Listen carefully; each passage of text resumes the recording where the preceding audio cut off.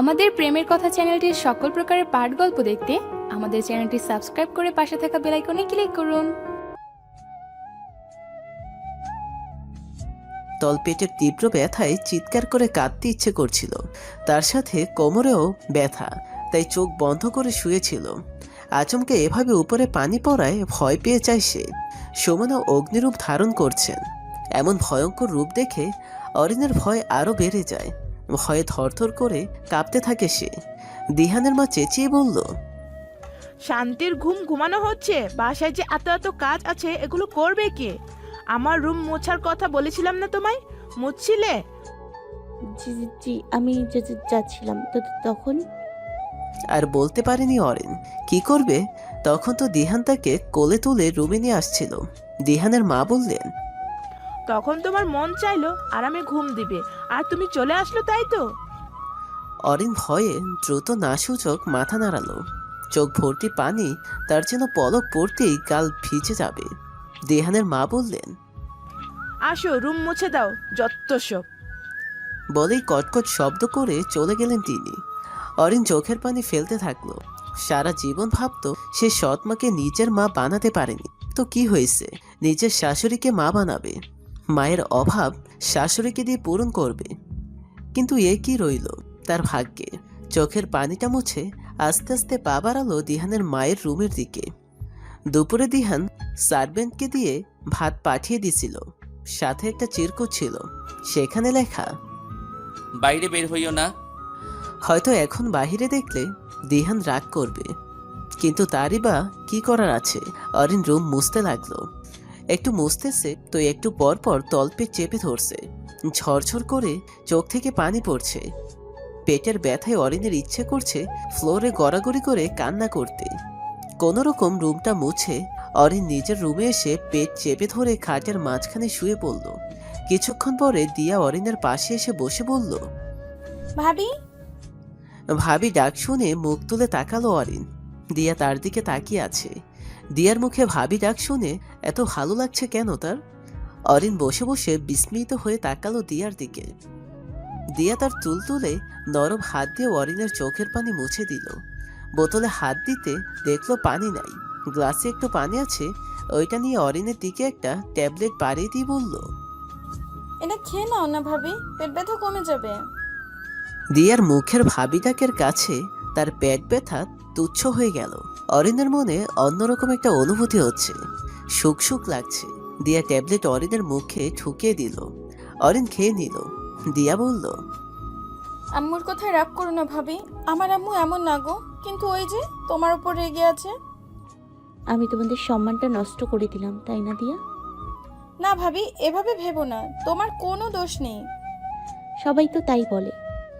বলতে না বলতেই অরিনের চোখ থেকে টুপ করে এক ফোঁটা জল গড়িয়ে পড়ল। দিয়া চোখের পানিটা আবার মুছে দিল। তারপর বলতে লাগলো, আমার তিন আম্মু তিন রকম। আমার আম্মু খুব রাগী, অল্পতেই রেগে যান। যার উপর রাগ করেন তাকে আর দেখতেই পারেন না। আর বড় আম্মু, উনি খুব দায়িত্ববান, কাউকে আদর যত্ন করতে উনি কোনো ত্রুটিই করেন না। সবসময় সবাইকে ভালো বুদ্ধি দেবেন, ভালো কাজ করবেন, ভালো কাজ করতে আদেশও করবেন। কিন্তু হঠাৎ যখন রেগে যান তখন যেন একদম বদলে যান, একদম হিংস্র হয়ে যান। আর ছোট আম্মু, উনি একদম সহজ সরল, চঞ্চল, মিশুক আর সাজগোজ প্রেমী। অল্পতেই সবার সাথে মিশে যান। কে কি করলো, কে কোথায় গেল, কার সাথে কার ঝগড়া লাগলো, এটা খোঁজেন না। উনি সবার সাথে চলতে পছন্দ করেন, সব থেকে বেশি পছন্দ করেন নিজের প্রশংসা নিজে করতে। এটুকু বলেই দিয়া থামলো। অরিন দিয়ার দিকে তাকিয়ে আছে। এত মিষ্টি একটা মেয়ে, সে যে নিজেই মিশুক সেটা কি সে জানে? এত ভালো কেন এই মেয়েটা? একদম দিহানের মতো হয়েছে। দিয়ার হাতে নেল পালিশ লাগানো। অরিনের বুকটা ধুক করে উঠল। তানবীরের কথা মনে পড়ে গেল। তানবিও এভাবে নেল পালিশ লাগাতো।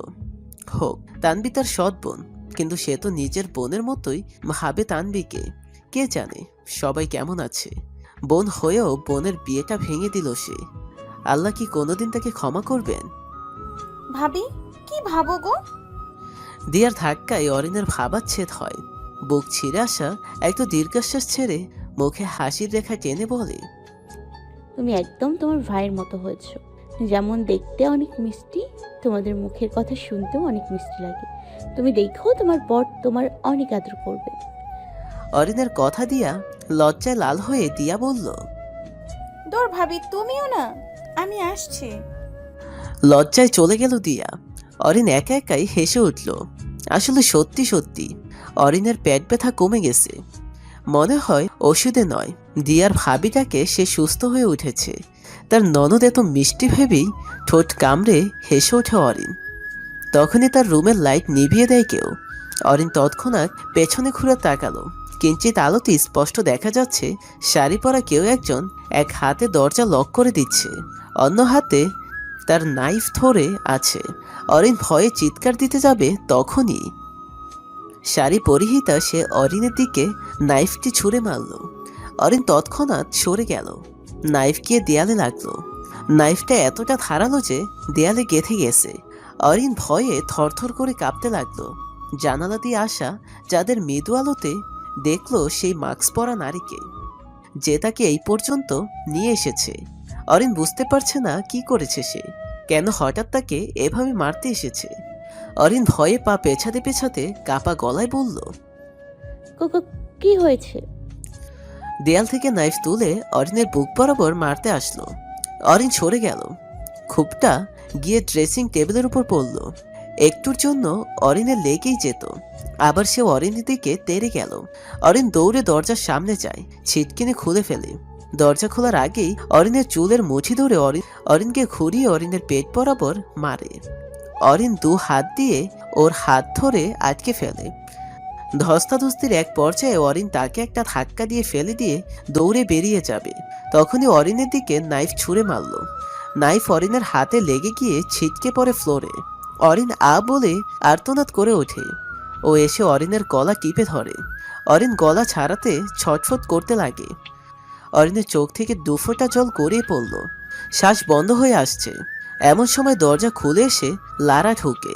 লারাকে দেখে মাস্ক পরা মানুষটি অরিনকে ছেড়ে দৌড়ে পালাতে চায়। লারা খপ করে হাত ধরে ফেলে। অরিন সাহস পেয়ে মাস্ক খুলতে চায়, কিন্তু ওর মাস্ক পরা সে তাদের ধাক্কা দিয়ে ফেলে দৌড়ে বেরিয়ে যায়। ধাক্কা খেয়ে অরিন গিয়ে খাটের সাথে বাড়ি খায়। লারা ছিটকে পড়ে ফ্লোরে। লারা উঠে দৌড় দেয়। ওর পিছু দরজায় ছিটকানির সাথে শাড়ির আঁচল লেগে যায়। লারা 2-3 টান দেয়, কিন্তু খোলে না। পরে পেট ছাড়িয়ে বেরিয়ে আসে। ততক্ষণে মাস্ক পরিহিতা উধাও হয়ে যায়। লারা পরিবারের সবাইকে খুঁজতে লাগে। সবাই যে যার রুমে আছে, সবার রুমের দরজা বন্ধ। লারা অরিনের রুমে দৌড়ে আসে। অরিন এখনও ফ্লোরে পড়ে আছে, চোখ মুখ খিচে নিজেকে শক্ত করতে চেষ্টা করছে। লারা অরিনকে তুলে এনে খাটে বসালো। তারপর নিজের রুমে এসে ফার্স্ট এইড বক্স নিয়ে অরিনের রুমে গেল। তারপর তার মাথায় হাতে ব্যান্ডেজ করে দিল। অরিন চুপচাপ বসে আছে। লারাকে সে এতটা ভালো বলে মনে করেনি। আসলে লারা অনেক ভালো একটি মেয়ে, না হলে কি এভাবে তাকে হেল্প করতো? দুজন অনেকক্ষণ চুপচাপ বসে থাকলো। নীরবতা ভেঙে লারা বলে উঠল।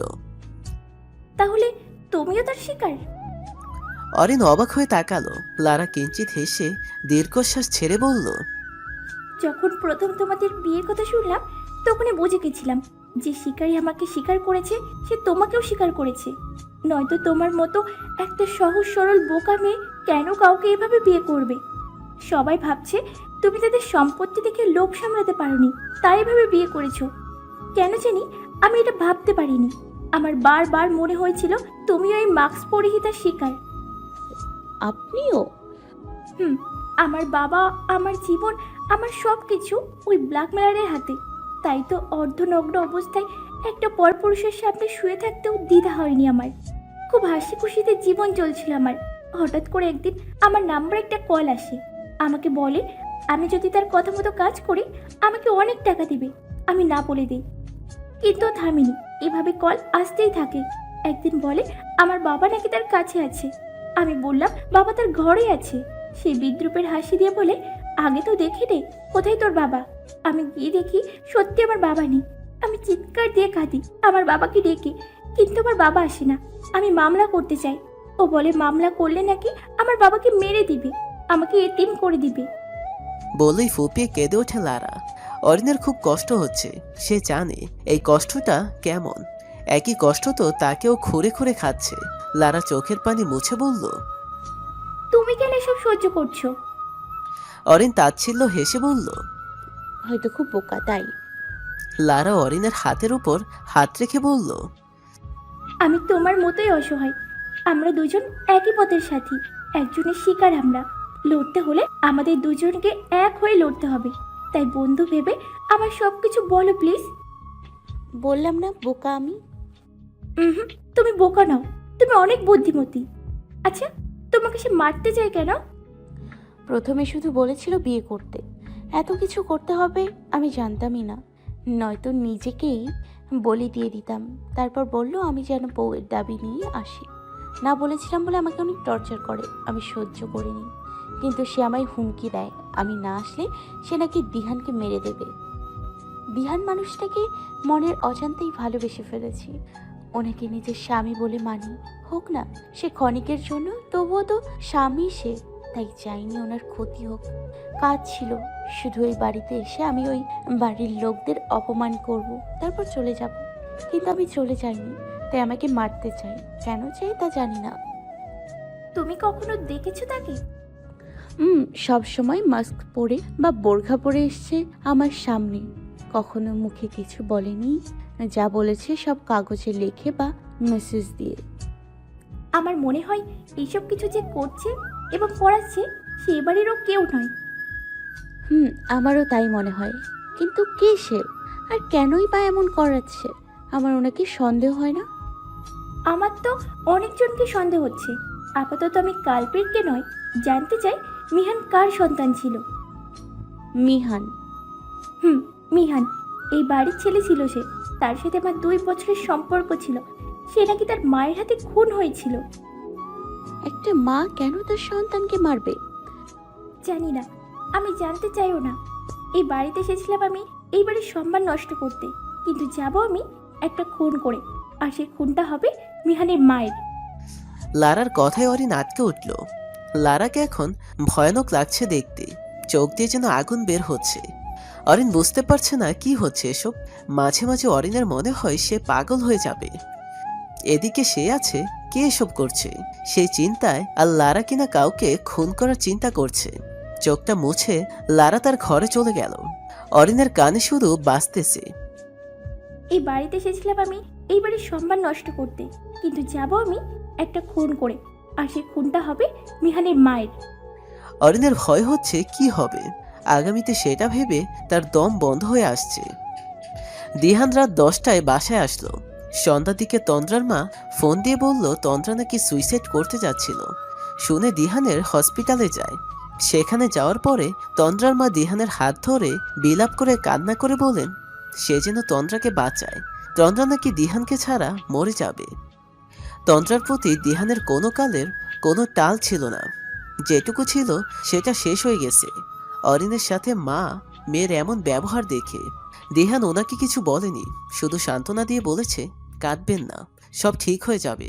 উনি বারবার দিহানকে মিনতি করে বললেন ওনার মেয়েকে যেন দিহান ছেড়ে না দেয়।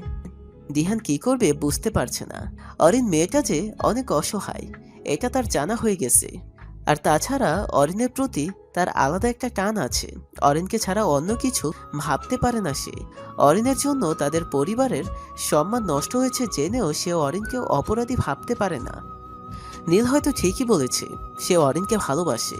দিহান ফ্রেশ হয়ে আগে অরিনের রুমের দিকে যায়। দরজা নক করে অরিন এসে দরজা খুলে দেয়। অরিনের মাথা হাতে ব্যান্ডেজ দেখে দিহান হন্তদন্ত হয়ে বলল, অরিন কি হয়েছে তোমার? তোমার মাথায় হাতে ব্যান্ডেজ কেন? তুমি ঠিক আছো তো? দিহানের এসব দেখে অরিন কিঞ্চিত হেসে তারপর বলে, আমি ঠিক আছি। কতটা ঠিক আছো সেটা তো দেখতেই পাচ্ছি। বলো কিভাবে হলো এগুলা? আসলে পড়ে গিয়েছিলাম। দিহান অরিনের দিকে তাকালো। অরিন যে মিথ্যা বলছে সেটা দিহানের বিশ্বাস। দিহান অরিনের দুগাল তার দুহাতের মুঠোয় ভরে নিল। অরিনের মুখটা তুলে একদম তার কাছাকাছি গিয়ে চোখে চোখ রেখে জিজ্ঞেস করলো, কি লুকাচ্ছ অরিন? কেন লুকাচ্ছ? তুমি ভালো নেই অরিন, আমি জানি। বলো কি হয়েছে? কেন চুপ করে থাকো বলো। যদি বলি আপনাকে ভালোবাসি তাই।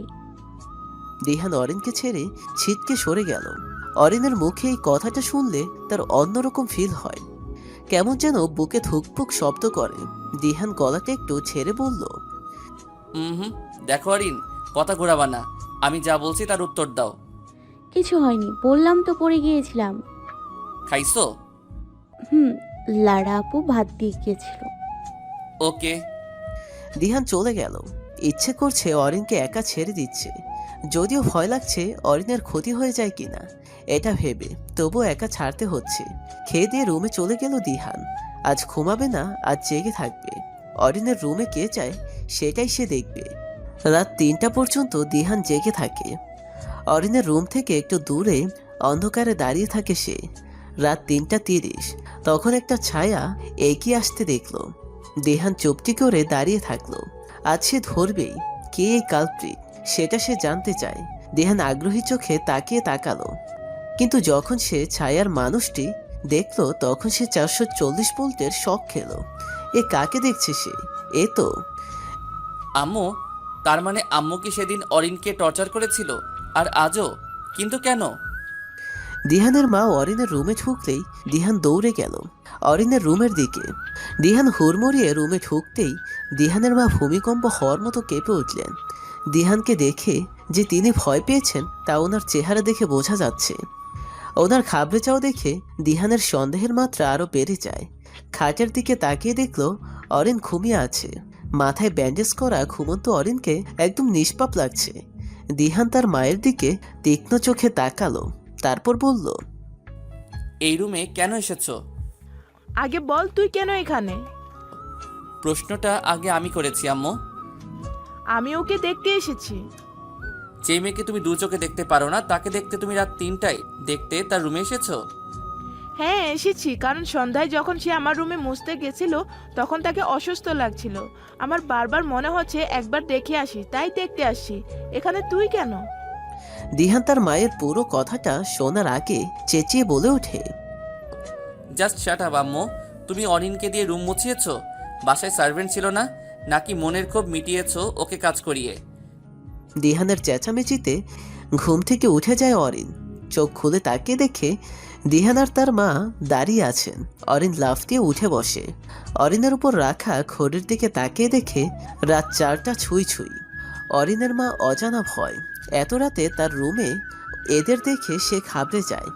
অরিন কিঞ্চিত কাপা গলায় দিহানকে জিজ্ঞেস করলো, কি হয়েছে? Shut up you idiot. একটা কথা বলবা না তুমি? বলছিলাম না চুপচাপ রুমে বসে থাকবে?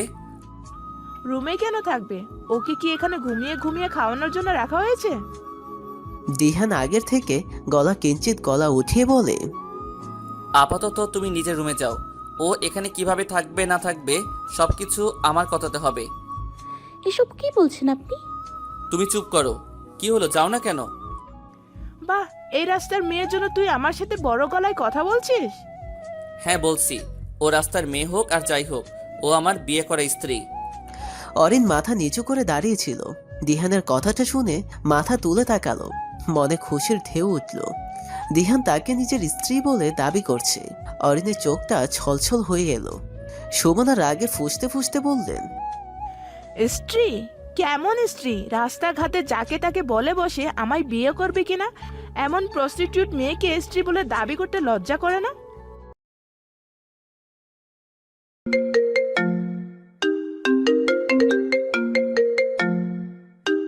আমাদের প্রেমের কথা চ্যানেলটির সকল প্রকারের পাঠ গল্প দেখতে আমাদের চ্যানেলটি সাবস্ক্রাইব করে পাশে থাকা বেল আইকনে ক্লিক করুন। অরিন মাথা নিচু করে দাঁড়িয়েছিল। দিহানের কথাটা শুনে মাথা তুলে তাকালো, মনে খুশির ঢেউ উঠল। দিহান তাকে নিজের স্ত্রী বলে দাবি করছে। অরিনের চোখটা ছলছল হয়ে এলো। সুমনা রাগে ফুঁসতে ফুঁসতে বললেন, স্ত্রী? কেমন স্ত্রী? রাস্তাঘাটে যাকে তাকে বলে বসে আমায় বিয়ে করবে কিনা? এমন প্রস্টিটিউট মেয়েকে স্ত্রী বলে দাবি করতে লজ্জা করে না? সুমনা চৌধুরীর কথা শুনে দিহানের আরও রাগ বেড়ে যায়। এই কথাটা যদি তার মা না বলে অন্য কেউ বলতো তাহলে সে তার মাথা ফাটিয়ে দিত। রাগে দিহান ড্রেসিং টেবিলের সামনে টুলটা তুলে জোরে আছাড় মারল। টুল ফ্লোরে পড়ার শব্দে অরিন কেঁপে ওঠে। সুমনা রক্তিম চোখে তাকিয়ে আছেন দিহানের দিকে। দিহান দুদিনের একটা মেয়ের জন্য ওনার সাথে এমন ব্যবহার করছে। রাগে ওনার ইচ্ছে করছে দিহানের গালে ঠাটিয়ে থাপ্পড় দিতে। অরিন মাথা নিচু করে ঠোঁট কামড়ে কেঁদে ওঠে। দিহান অরিনের কান্না দেখে তার বুকটা ছেদ করে উঠল। এইভাবে অরিনকে ভুল বুঝে সবকিছু বলে দেওয়া তার ঠিক হয়নি। দিহান তার মাকে বলল, ওগুলা মিথ্যে ছিল, রাগের মাথায় আমি বানিয়ে বলছিলাম। সেটা যাই হোক, আমি কোনোদিন এই মেয়েকে এই বাড়ির বউ হিসেবে মেনে নেব না। দিহানের মা কথাটা বলে কটকট শব্দ করে চলে গেলেন। দিহানের ইচ্ছে হচ্ছে নিজের মাথার সব চুল ছিঁড়ে ফেলতে। কেন যে শুধু শুধু এত কিছু সবাইকে বলতে গেছিল। অরিন কেঁদেই যাচ্ছে। দিহান অরিনের চোখের পানি মুছে দিয়ে বলে, সরি অরিন, আম্মুর হয়ে আমি ক্ষমা চাইছি। আম্মুর কথায় আঘাত পেও না প্লিজ। ওনার সাথে এমন আচরণ করা ঠিক হয়নি আপনার। উনি আপনার মা হন। তুমি ঘুমাও, আর দরজা বন্ধ করে ঘুমাবে। দিহান চলে যাওয়া ধরে, কিন্তু দরজার সামনে গিয়ে দাঁড়িয়ে কি যেন ভাবে। তারপর দরজা বন্ধ করে আবার ফিরে আসে। অরিন কিছুটা অবাক হয়ে বলে, কি ব্যাপার, দরজা বন্ধ করে আসলেন যে? দিহান একটা শয়তানি হাসি দিয়ে অরিনের দিকে পা বাড়িয়ে তার দিকে এগোতে এগোতে বলল, ভাবছি বিয়ে হয়েছে অনেক দিন হয়ে গেল, এবার বাসরটা সেরে নেওয়া যাক। অরিন আটকে উঠল। ভয় নাকি অন্য কোনো কারণে তার হার্টবিট বাড়তে লাগলো। অরিন শুকনো একটা ঢোক গেলে পেছাতে লাগলো। দিহান তার দিকে এগোতে থাকলো। পিছাতে পিছাতে অরিন দেয়ালের সাথে আটকে গেল। দিহান অরিনের দুপাশে হাত দিয়ে অরিনকে তার সাথে বেরিয়ে আটকে দিল। তারপর মৃদু স্বরে বলল, মোল্লার দৌড় মসজিদ পর্যন্ত, যাও আরো পিছাও। অরিন দিহানের দিকে চোখ তুলে তাকালো। দিহান নেশা ভরা চোখে তার দিকে তাকিয়ে আছে। অরিনের চোখ আটকে গেল দিহানের চোখে। দিহানের চোখ অনেক সুন্দর। এই চোখগুলো যেন তাকে অনেক কিছু বলছে, শুধু সে বুঝতে পারছে না। দিহানের নরম নিঃশ্বাস অরিনের নাক মুখ ছুঁয়ে যাচ্ছে। দিহান চোখ জোড়া নেমে আসলো অরিনের ঠোঁটের দিকে। অরিনের ঠোঁট কিঞ্চিত নড়ে উঠল। দিহানের খুব লোভ হলো। একবার নিজের দখলে ঠোঁট জোড়া নিতে তীব্র ইচ্ছে জাগলো। দিহান অরিনের ঠোঁটের দিকে দৃষ্টি রেখে তার ঠোঁট এগিয়ে নিল। অরিন চোখ বন্ধ করে ফেলল। তার দম যেন আটকে আসছে। দিহানের ছোঁয়া পাওয়ার জন্য ব্যাকুল হয়ে থাকে সে। যেমনই হোক, দিহান তার স্বামী, তাও সে দিহানকে ভালোবাসে।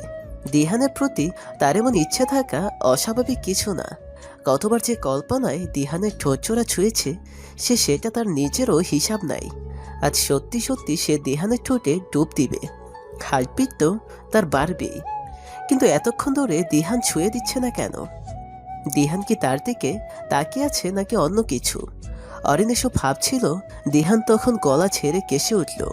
অরিন আস্তে আস্তে চোখ খুলে তাকালো। এ কি দেখছে? সে দিহান খাটে বসে একটা বই নিয়ে ওটা উল্টে পাল্টে দেখছে। অরিনের কপাল কুঁচকে গেল। রাগ হচ্ছে তার। এত নিরামিষ কেন এই হনুমান? আমি কিন্তু অতটা খারাপ ছেলে না। অরিন কিঞ্চিত লজ্জা পেল। দিহান আবার বলল, আচ্ছা বাদ দাও, ঘুমিয়ে পড়ো, আমি সোফাতে ঘুমাবো। ওমা, এখানে কেমনে? এটা তো সিঙ্গেল সোফা। তার মানে তুমি আমাকে খাটে ঘুমাতে বলছো? তা কেন বলবো, আপনার রুমে যান। জি না, আপনার মতো গাদিকে একা রেখে যাচ্ছি না, আমি সোফাতেই থাকতে পারবো। কিন্তু চুপচাপ ঘুমাও, নয়তো টুলের মতো আছাড় দিয়ে ফেলবো। অরিন আর কথা বাড়ালো না, চুপচাপ শুয়ে পড়ল। দেহানো সোফায় বসে হিসাব মিলাতে লাগলো। যেদিন অরিনের গলায় মারের দাগ ছিল, ওই সময় তার পরিবারের সবাইকে কখন কোথায় ছিল? তার মা সত্যি বলেছে নাকি মিথ্যে বলেছে? আসলে কি তাকে দেখতে আসছিল নাকি অন্য কিছু? ফোনের তীক্ষ্ণ রিংটোনে ঘুম ভেঙে গেল নীলের। চোখ বন্ধ রেখে হাতরে ফোন বালিশের নিচ থেকে বের করলো। নাম্বার না দেখেই কল রিসিভ করে ঘুম ঘুম কণ্ঠে হ্যালো বলল। ফোনের ওপাশ থেকে যেন কোনো সারা শব্দ নেই। নীল টাইম দেখে নিল, 5টা বাজে। এত সকালে কে কল দিল? নীল আবার বলল, হ্যালো নীল ভাইয়া। খুব চেনা একটা কণ্ঠ শুনে নীল লাফ দিয়ে উঠে বসলো। নাম্বারটা দেখলো, বাংলাদেশ থেকে কল এসেছে। নীলের হার্টবিট বেড়ে যেতে লাগলো। সে ঠিকই শুনছে তো। আসলে কি এই মানুষটা ফোন দিয়েছে? কিন্তু নাম্বার কই পাবে? হ্যালো। ফোনের ওপাশ থেকে আবারও সেই গলা ভেসে আসতেই নীল নিজেকে একটু সামনে নিয়ে বলল, হ্যাঁ, কে বলছেন? আমি রূপা বলছি। নীল চোখ খিচে লম্বা একটা দম ছাড়ল। সে চিনতে ভুল করেনি। এই কণ্ঠ তার কানে গেঁথে আছে। যদিও সে লোপার সাথে ঘটার পর ঘন্টা ফোনে কথা বলতো না, তবুও তার মন থেকে লোপার স্বর, চেহারা কোনো কিছুই ক্ষণিকের জন্য মুছে যায়নি। হ্যালো নীল ভাইয়া, শুনছেন? হুম, কেমন আছো লুপা? আছি। আপনাকে কিছু বলতে চাই, একবার দেখা করবেন? কি বলতে চাও বলো। একবার আমাদের বাসায় আসবেন? নীল কেন জানি না বলতে পারল না। হুম, অপেক্ষা করতে পারবে? আমি তো দেশে নেই। জানি। কে বলছে? শাওন ভাইয়া। ভালো আছো লুপা? আপনি? আমিও। রাখছি তাহলে। ওকে। লোপা ফোন কেটে দিল। নীল এতদিন ভেবেছিল যদি লোপার সাথে ভুল করেও কখনো দেখা হয়ে যায় তাহলে সে লোপাকে এড়িয়ে চলবে, কিন্তু সে পারেনি। কিভাবে পারবে? লোপাকে সে অনেক বেশি ভালোবাসে। লারা ঘুম থেকে উঠে দেখল জিহান তার উপর হাত পা ছেড়ে ঘুমিয়ে আছে। লারা খুব লজ্জা লাগলো। জিহানের মুখের দিকে তাকিয়ে দেখল জিহান বেঘরে ঘুমাচ্ছে। ঘুমের মধ্যে জিহানকে দেখতে একদম নিষ্পাপ লাগছে। কে বলবে এই ছেলে এত রাগী? জিহানের বুক লারার মুখের সামনে একদম লেগে আছে। লারার মনে তীব্র ইচ্ছা দমাতে না পেরে সে জিহানের বুকে চুমু খেয়ে ফেলল। চুমু খেয়ে সে নিচেই লজ্জায় পড়ে গেল। আস্তে আস্তে জিহানের হাত পা সরিয়ে সে খাট থেকে নেমে আসলো। বাহিরে আসতেই থ মেরে দাঁড়িয়ে গেল। রাতে সেই মাস্ক পরিহিতা রুম থেকে বেরিয়ে আসার সময় দরজার সামনে আসতেই বাইরের আলোয় স্পষ্ট দেখেছিল সে শাড়িটা হলুদ রঙের ছিল, আর এখন হলুদ রঙের এই শাড়ি পরে আছে এই বাড়িরই কেউ। লোপার মা কি তাহলে অরিনের রুমে গেছিল, নাকি অন্য কেউ? হতেও পারে ওনার শাড়ি অন্য কেউ পরেছিল। লোপার মা লারার সামনে এসে দাঁড়িয়ে বললেন, ও মা, এত সকাল উঠে গেলে? জি, আমি এই টাইমেই উঠি। তুমি তো দেখি অনেক লক্ষ্মী মেয়ে। লারা কিঞ্চিত হাসলো, তারপর বলল, আপনার শাড়িটা অনেক সুন্দর। আচ্ছা, এটা আপনার শাড়ি? সুন্দর না? এটা আমার চয়েস। জানো, বড় ভাবের চয়েস না, একদম পচা। বলছি, এটা আপনার শাড়ি? হ্যাঁ আমার, কিন্তু এটা আমার না বললেও চলে। জানো, এটা এই বাড়ির সবাই পরে, কেউ বাদ নাই। ও লারা একটু কি যেন ভাবলো, তারপর বলল, আচ্ছা, উনি রাতে যেন কি বললেন? মিহান না কি যেন নাম? আচ্ছা, মিহান কার ছেলে? লোপার মায়ের হাস্যোজ্জ্ব চেহারায় আধার নেমে আসলো। ঠোঁটের কোণে হাসির কোনো ছিটে ফোঁটা নেই। সব যেন কালবৈশাখীর কোনো এক ঝড়ে উড়ে গেছে। উনি কোনো উত্তর না দিয়ে চলে গেলেন এখান থেকে। লারার কপালটা কুঁচকে এলো। উনি মুখটা এমন বানালেন কেন? মিহান ওনার সন্তান নয় তো? না না, উনি তো একদম সাদামাটা মানুষ। উনি কিভাবে নিজের সন্তানকে খুন করে ফেলবেন? লারা কথাগুলো ভাবতে ভাবতে চলে গেল কিচেনে। আপাতত সে এই বিষয়টা মাথা থেকে ছেড়ে ফেলতে চায়। আজ তার ইচ্ছে করছে জিহানের জন্য কিছু বানাতে। স্বামীকে নানা রকম রেসিপি বানিয়ে খাওয়াতে তার ইচ্ছে করছে। জিহান তার অজান্তেই তার মনের ঘর দখল করে নিয়েছে। মানুষটা যতই রাগী হোক, তার প্রতি লারার একটা দুর্বলতা কাজ করে। আর জিহানের সব প্রিয় জিনিসগুলো বানাবে। ঘুমন্ত অরিনকে যে এতটা আবেদনময়ী লাগে তা জানা ছিল না দিহানের। সে কখন থেকে অরিনের দিকে তাকিয়ে আছে সে, তবুও যেন দেখার তৃপ্তি মিটছে না। কই, এই নেশা তো কখনো তন্দ্রার জন্য হয়নি। তন্দ্রাকে কখনো এতটা ক্ষণ ধরে দেখেনি সে। অরিনের ঠোঁটগুলো তাকে খুব কাছে টানে। রাতেও ইচ্ছে করছিল একবার ছুঁয়ে দিতে এই ঠোঁট জোড়া, কিন্তু ঠিক হবে কি না এটা ভেবে অনেক কষ্ট করে নিজেকে কন্ট্রোল করেছে সে। ঘুম ভেঙে যেতেই অরিন পিট পিট করে চোখ খুলে দেখল দিহান তার দিকে নেশা ভরা চোখে তাকিয়ে আছে। ঘুম থেকে উঠে নিচের দিকে এভাবে দিহানকে তাকিয়ে থাকতে দেখে অরিনের লজ্জা লাগলো। কিছুটা অপ্রস্তুত হয়ে পড়ল। অরিন নিচের দিকে তাকিয়ে দেখল তার ওড়না নেই। সে চিত হয়ে শুয়ে আছে। তার মানে দিহান এই অবস্থায় এতক্ষণ তার দিকে তাকিয়ে ছিল। অরিন তৎক্ষণাৎ উঠে বসে ওড়না খুঁজতে লাগে। দিহান বুঝে যায় অরিন লজ্জা পেয়েছে। সে চোখ নামিয়ে নেয়। অরিন ওড়না নিয়ে ওয়াশরুমে যায়।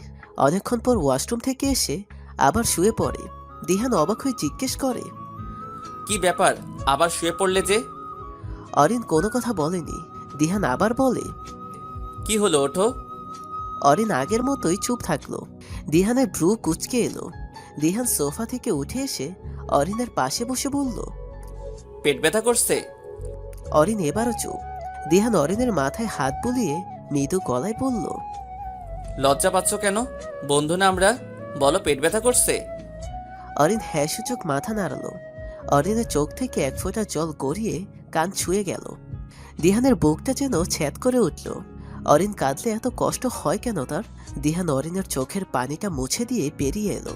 খানিক পরে হট ওয়াটার ব্যাগ আর কিছু ফল নিয়ে আসলো। অরিন কাত হয়ে শুয়েছিল।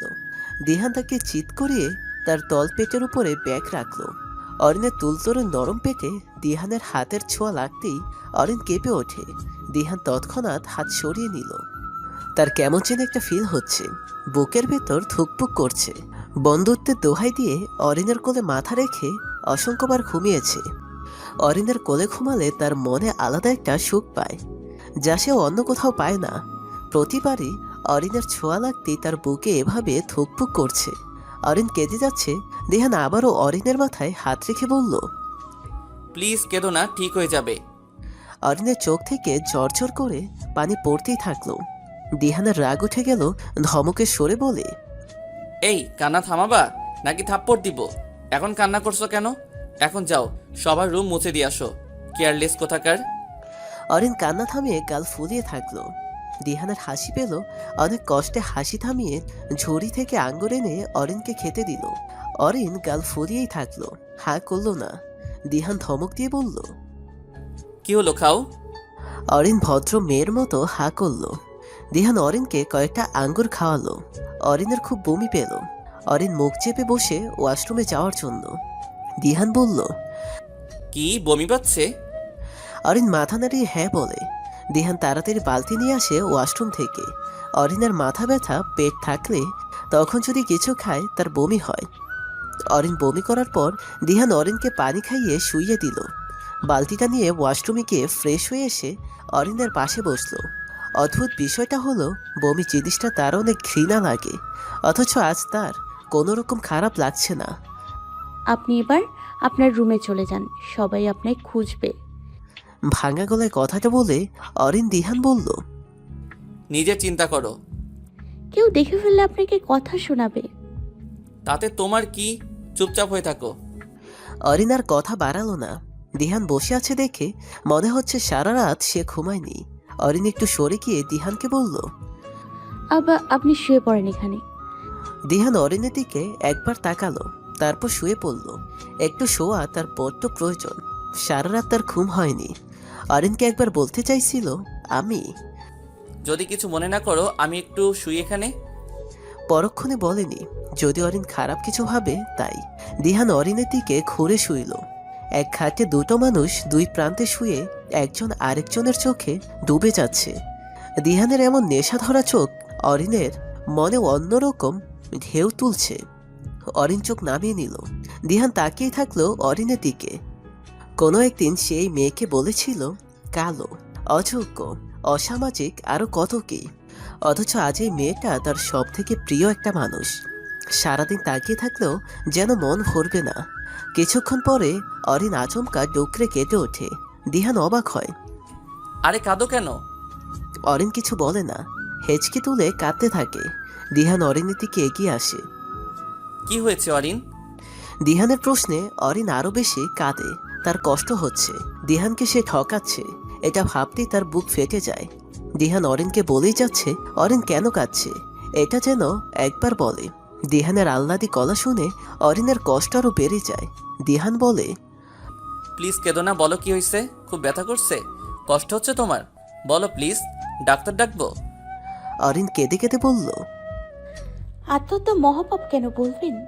যার এই জগতে কেউ নেই তার জন্য কেন আত্মহত্যা হালাল নয় বলুন? আমার মতো অসহায়দের মরণের সময়টাও বুঝি অনেক দূরে থাকে। বাঁচতে ইচ্ছে করে না আমার। আমি সত্যি অনেক খারাপ। আমার মৃত্যু কেন হয় না বলুন? এভাবে প্রতিদিন একবার করে মরার থেকে একেবারে মরে যাওয়াই ভালো। দিহান এতক্ষণ ধরে চুপ করো বলতে বলতে শোনাতে পারেনি অরিনকে। তাই আর কিছু না ভেবেই অরিনের ঠোঁট নিজের দখলে নিয়ে নিল। আপাতত অরিনকে চুপ করানোর জন্য এটাই বেস্ট উপায়। দিহান অরিনের ঠোঁট ছেড়ে দিতেই দুজনের লজ্জা চোখে চোখ রাখতে পারল না। দিহানের বাহু ধরে এখনো আছে অরিন। দিহান ও অরিনকে ছেড়ে দিল না, অরিনও সরে গেল না। এভাবেই শুয়ে থাকলো দুজন। অরিনের মুখে লজ্জার আভা ফুটে উঠেছে। দিহানের কেমন যেন অনুভূতি হচ্ছে, পবিত্র সম্পর্কের সবকিছুই হয়তো এত সুখের। জিহান ঘুম থেকে উঠে দেখলো কোলবালিশটা খাট থেকে পড়ে গেছে। সে তার বালিশে নয়, লারার বালিশে আছে। জিহান লাফ দিয়ে উঠে বসে। তাহলে কি সে আজও বালিশের দেয়াল ভেঙে লারাকে আষ্টে পিষ্টে জড়িয়ে ঘুমিয়েছিল? কালো সেম ভুল করেছে সে। লারা তখনও ঘুমেছিল। যখন দেখেছিল লারাকে জড়িয়ে ধরে ঘুমাচ্ছে, লারা টের পাওয়ার আগে তৎক্ষণাৎ ছিটকে সরে গেছিল।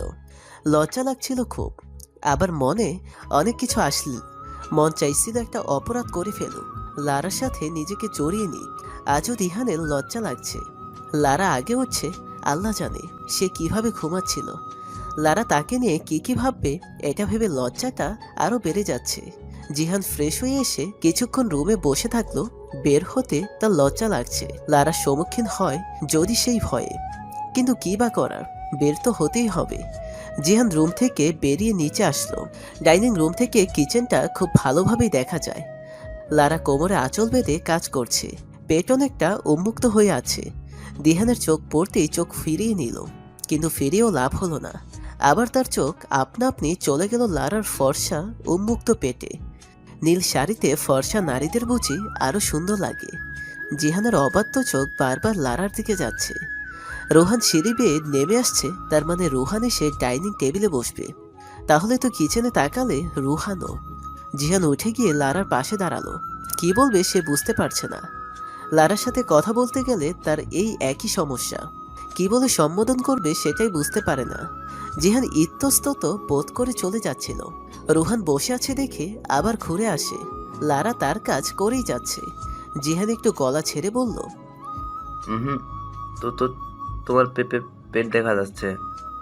আচমকা জিহানের কথায় চমকে ওঠে লারা। পেটের দিকে তাকিয়ে দেখে সত্যি সত্যি তার পেটের অনেক অংশ উন্মুক্ত হয়ে আছে। লারার দু হাতে আটা লেগে আছে, তাই তার হাতের কোণে দিয়ে কোমরে গুজে দেয়া আঁচল খুলতে চেষ্টা করলো। জিহান হাত বাড়িয়ে দিল। তার হাত কাঁপছে, অস্বাভাবিকভাবেই কাঁপছে। জিহান আঁচল কোমর থেকে ছড়িয়ে নিল। জিহাদের হাতের ছোঁয়ায় লারার পেট লাগতেই লারা কিঞ্চিত কেঁপে উঠল।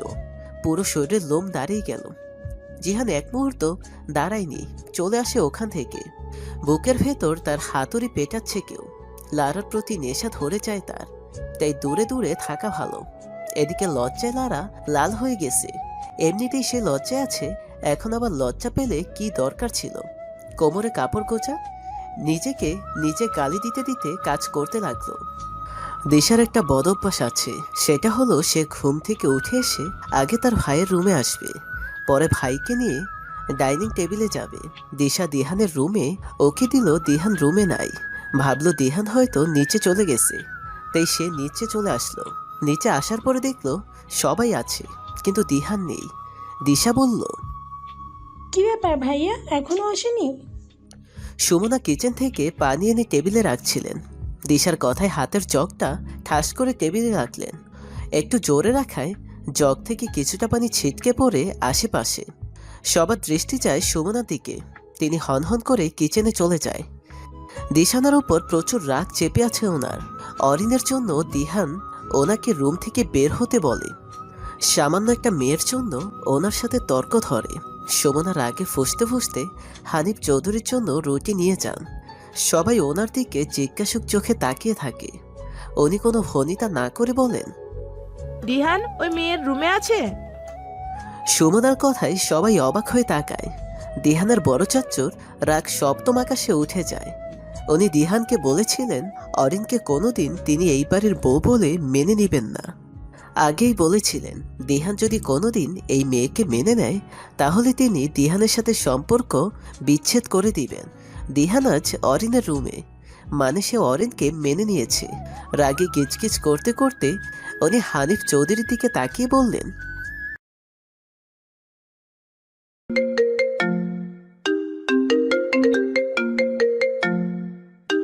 আমাদের প্রেমের কথা চ্যানেলটির সকল প্রকারের পাঠ গল্প দেখতে আমাদের চ্যানেলটি সাবস্ক্রাইব করে পাশে থাকা বেল আইকনে ক্লিক করুন। আগেই বলেছিলেন দিহান যদি কোনোদিন এই মেয়েকে মেনে নেয় তাহলে তিনি দিহানের সাথে সম্পর্ক বিচ্ছেদ করে দিবেন। দিহান আজ অরিনের রুমে, মানে সে অরিনকে মেনে নিয়েছে। রাগে গিজগিজ করতে করতে উনি হানিফ চৌধুরীর দিকে তাকিয়ে বললেন, তুই কি তোর ছেলেকে দিয়ে আমাদের মান সম্মান নষ্ট করেও শান্তি পাসনি? এবার এই রাস্তায় মেয়েকে ঘরের বউ বানিয়ে সংসার ভাঙতে চাচ্ছিস? হানিফ চৌধুরী নিজের ভাইয়ের কথায় রেগে গেল। তিনিও গর্জে উঠে বললেন, প্রতিদিন শুধু একটা কথা কেন বলো? আমি আমার ছেলেকে দিয়ে সম্মান নষ্ট করাইছি। পরিবারকে না জানে বিয়ে শুধু আমার ছেলে করেনি, তোমার ছেলেও কি ঢাকঢোল বাজিয়ে বিয়ে করেছে? ভাইয়া, তুমি রেগে যাচ্ছ কেন? বড় ভাইয়ের আগের মাথায় বলেছে, বাদ দাও। তুই চামচামি করবি না, সবসময় বড় ভাইয়ের চামচামি করিস। তোর সামনে যে প্রতিদিন আমায় যাতা বলে, তুই কখনো তাকে বাদ দিতে বলেছিস? চামচা কোথাকার! খবরদার, আমাকে চামচা বলবা না ভাইয়া। আর বড় ভাই তো ঠিকই বলেছে, তোমার ছেলের কারণে আমাদের মান সম্মান নষ্ট হয়েছে। হ্যাঁ, দোষ সব আমাদের ছেলের। আর তোমাদের সন্তানরা সাদা কাগজ। আমি চাইলে কি এটা লুকিয়ে রাখতে পারতাম না যে দেহান ওই মেয়ের রুমে আছে? লুকাইছি আমি? তোমাদের মতো এত পেচ আমাদের ভেতরে নাই। আমরা কি প্যাচ লাগাইছি? ওই, আমরা কি প্যাচ লাগাইছি? আম্মু চুপ করো, কি সব শুরু করেছো তোমরা? কি বললো ও? শুনিস নাই? আমাদের মতো ওদের প্যাচ নাই। আমরা কি প্যাচ লাগাইছি ওকে বলতে হবে। এইভাবে তর্কাতর্কি করতে করতে একসময় অনেক বড় ঝগড়া লেগে যায়। সারা রাত না ঘুমানোর কারণে দিহানের চোখ লেগে গেছিল। চিল্লাচিল্লি শুনে ঘুম ভেঙে যায়। দিহান অরিন নিচে নেমে আসে। এসে দেখে তার বাবাকে জিহাদ ধরে আটকাচ্ছে, আর তার বড় চাচ্চুকে তার ছোট চাচ্চু ধরে আটকাচ্ছে। ধরেও লাভ হচ্ছে না। একজন আরেকজনকে যাতা বলে যাচ্ছে আর মারতে তেড়ে আসছে। এদিকে দিহানের মা আর তার বড় মা চেঁচিয়ে পুরনো দিনের কথা তুলে তুলে একজন আরেকজনকে খোঁটা দিয়ে যাচ্ছেন। লুপার মা লারা তাদের দুজনকে থামাতে আপ্রাণ চেষ্টা চালাচ্ছে। পাশে লুপা, দিশা, ইসি, দিয়া, রুহান কান্না করে যাচ্ছে। দিহান দৌড়ে নিচে আসলো। সে তার বাবাকে মাকে থামাতে বলল, কেউ থামার নাম নেই।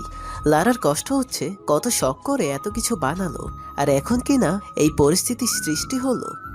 লারা অরিনের পাশে এসে দাঁড়ালো। অরিন জানতে চাইলো কেমনে কি হয়েছে। লারা সব বলে গেল। সব শুনে অরিনের চোখ থেকে দুফোঁটা জল গড়িয়ে পড়ল। নিজেকে অপরাধী মনে হলো। সে সিদ্ধান্ত নিল এই বাড়িতে আর থাকবে না, সে চলেই যাবে।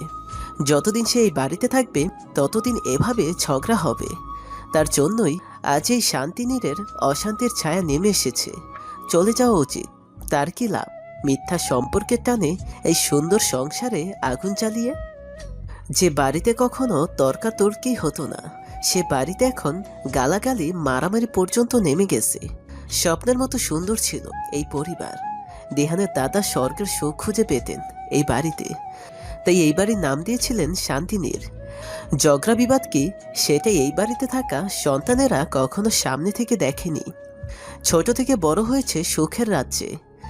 দিহানের মা চাচিরা তাদের সন্তানের যেভাবে আদর করতেন তা দেখে বাইরের মানুষজন অবাক হয়ে যেতেন। কে কার সন্তান তা বুঝতো না মানুষ। কতই না সুন্দর ছিল সে দিনগুলো, যে দিনগুলোতে কেউ একটা ভুল করলেও পরিবারের সবাই তাকে অপরাধী না বলে বুঝিয়ে বলতেন কোনটা সঠিক কোনটা ভুল। আর আজ সামান্য একটা বিষয় নিয়ে তারা এভাবে ঝগড়া করছে। সামান্যই তো।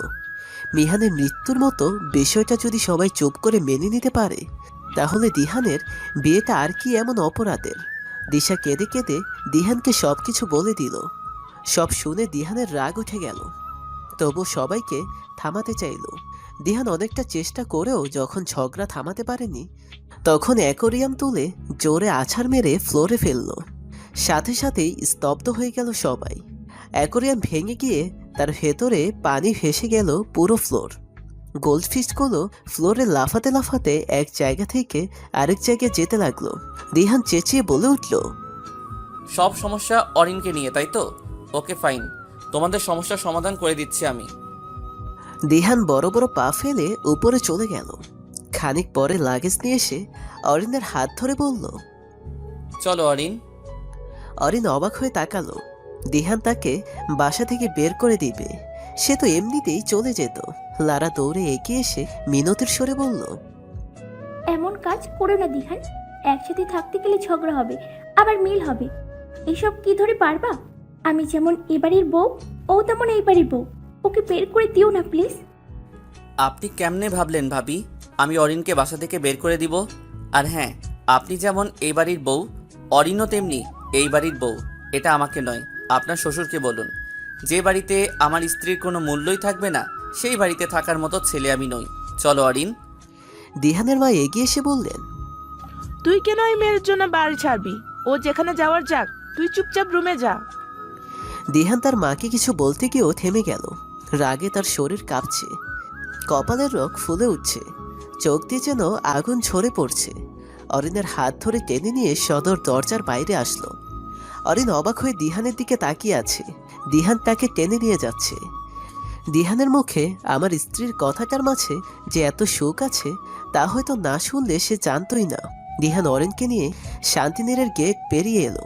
গাড়ি নেয়নি সে, এই বাড়ির কোনো জিনিস নিবে না সে। যেখানে অরিনের কোনো মূল্য নেই, সেখানে সে অরিনকে রাখবে না। ফোনের রিংটোন শুনে ওয়াশরুম থেকে চুল মুছতে মুছতে বেরিয়ে আসলো শাওন। ফোন হাতে নিয়ে দেখলো দিশা কল দিছে। শাওন ফোন কেটে দিয়ে আলমারি থেকে জামা বের করতে লাগলো। ইদানিং শাওন লোপাকে নিয়ে একটু বেশিই ভাবে। নীলের বিষয় নিয়ে লোপা রোজ একবার ফোন দেয় তাকে। নীল কই আছে, কেমন আছে, যোগাযোগ হয় কিনা, আজ কথা হয়েছে কিনা, প্রতিদিন ফোন দিয়ে এই কথাগুলো জানতে চায় লোপা। মেয়েটা হয়তো ভেতরে ভেতরে অপরাধ বোধে ভুগছে। এদিকে শাওন রোজ রোজ লোপাকে নিয়ে ভাবতে ভাবতে লোপার প্রতি যে সে দুর্বল হয়ে পড়ছে। দিশাকে আগে তার অনেক ভালো লাগতো। সবসময় সে দিশার সাথে কথা বলার জন্য ব্যাকুল হয়ে থাকতো। আর আজকাল দিশা তাকে কল দেয়, হোয়াটসঅ্যাপে তাকে মেসেজ দেয়, কিন্তু তার রিপ্লাই করতে ইচ্ছে করে না।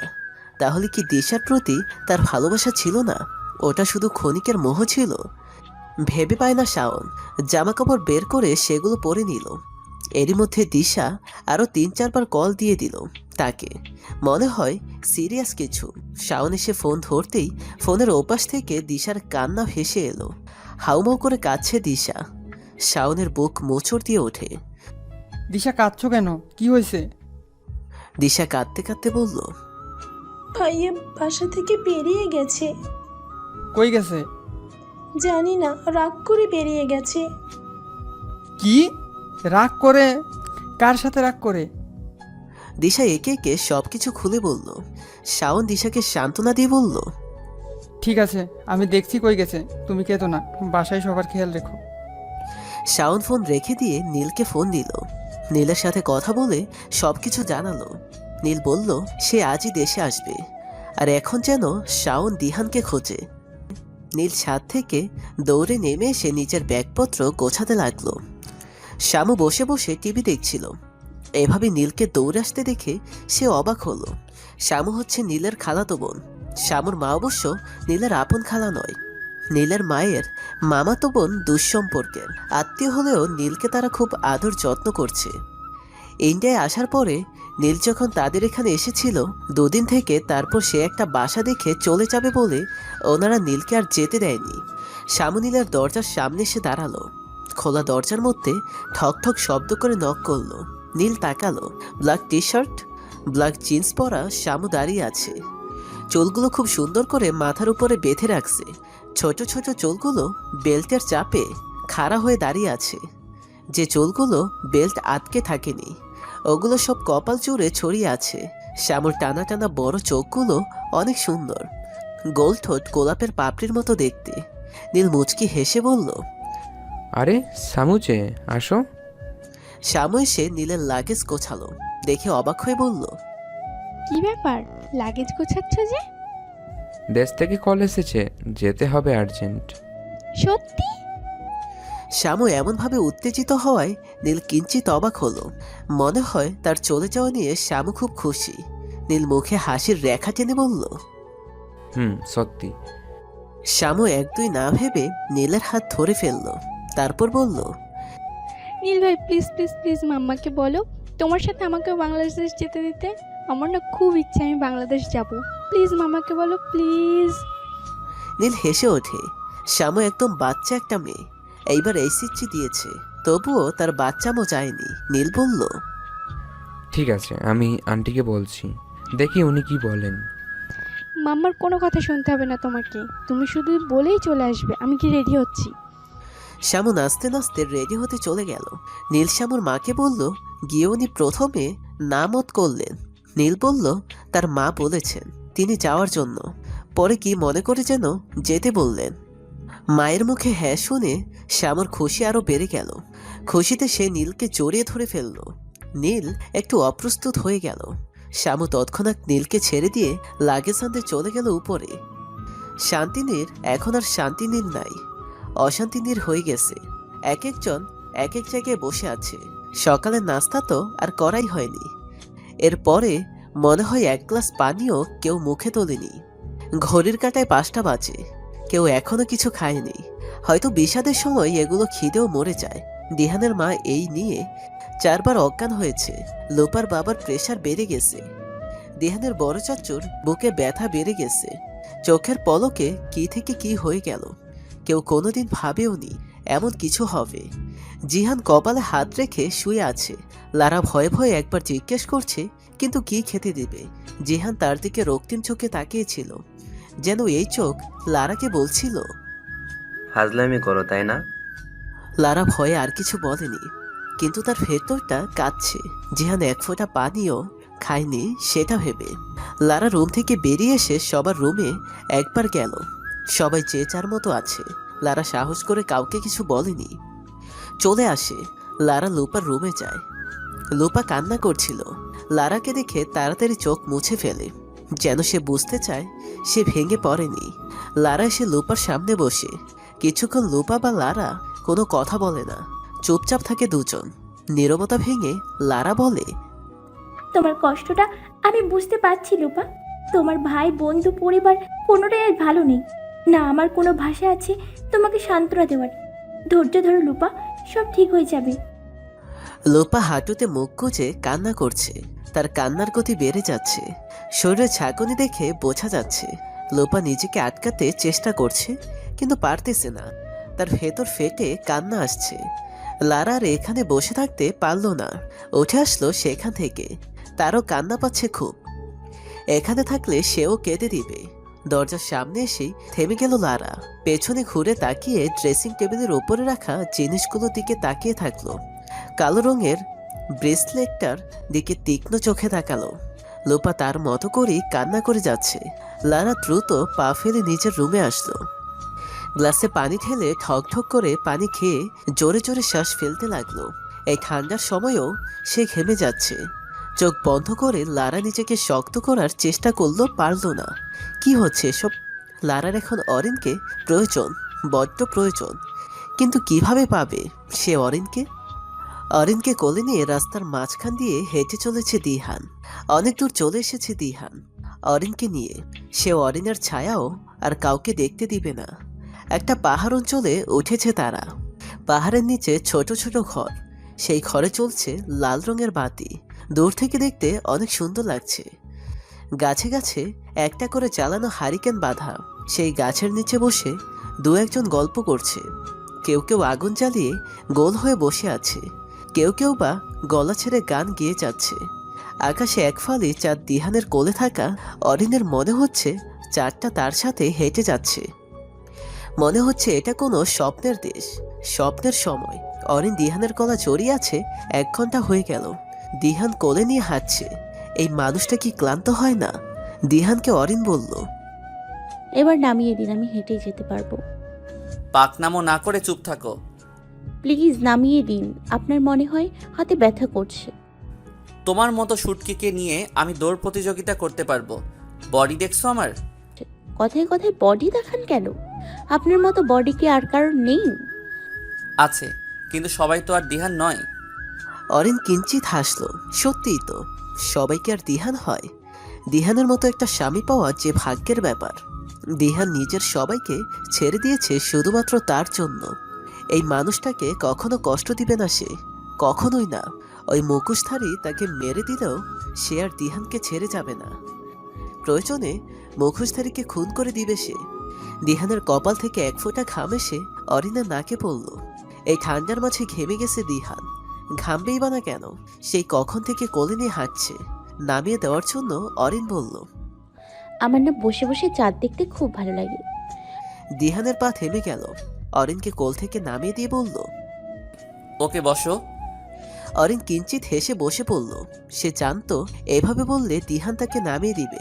দিহানও অরিনের পাশে বসলো। কিছুক্ষণ পর দিহান অরিনের কোলে শুয়ে পড়ল। অরিন অবাক হয়ে বলল।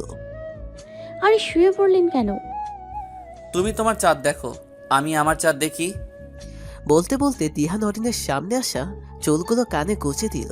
চাঁদের আলোতে দিহানকে দেখতে অনেক সুন্দর লাগছে। ঘোর লাগা চোখে তাকিয়ে আছে অরিনের দিকে। অরিন লজ্জায় লাল হয়ে গেল। দিহান অরিনের হাত নিয়ে নিজের মাথায় রাখলো।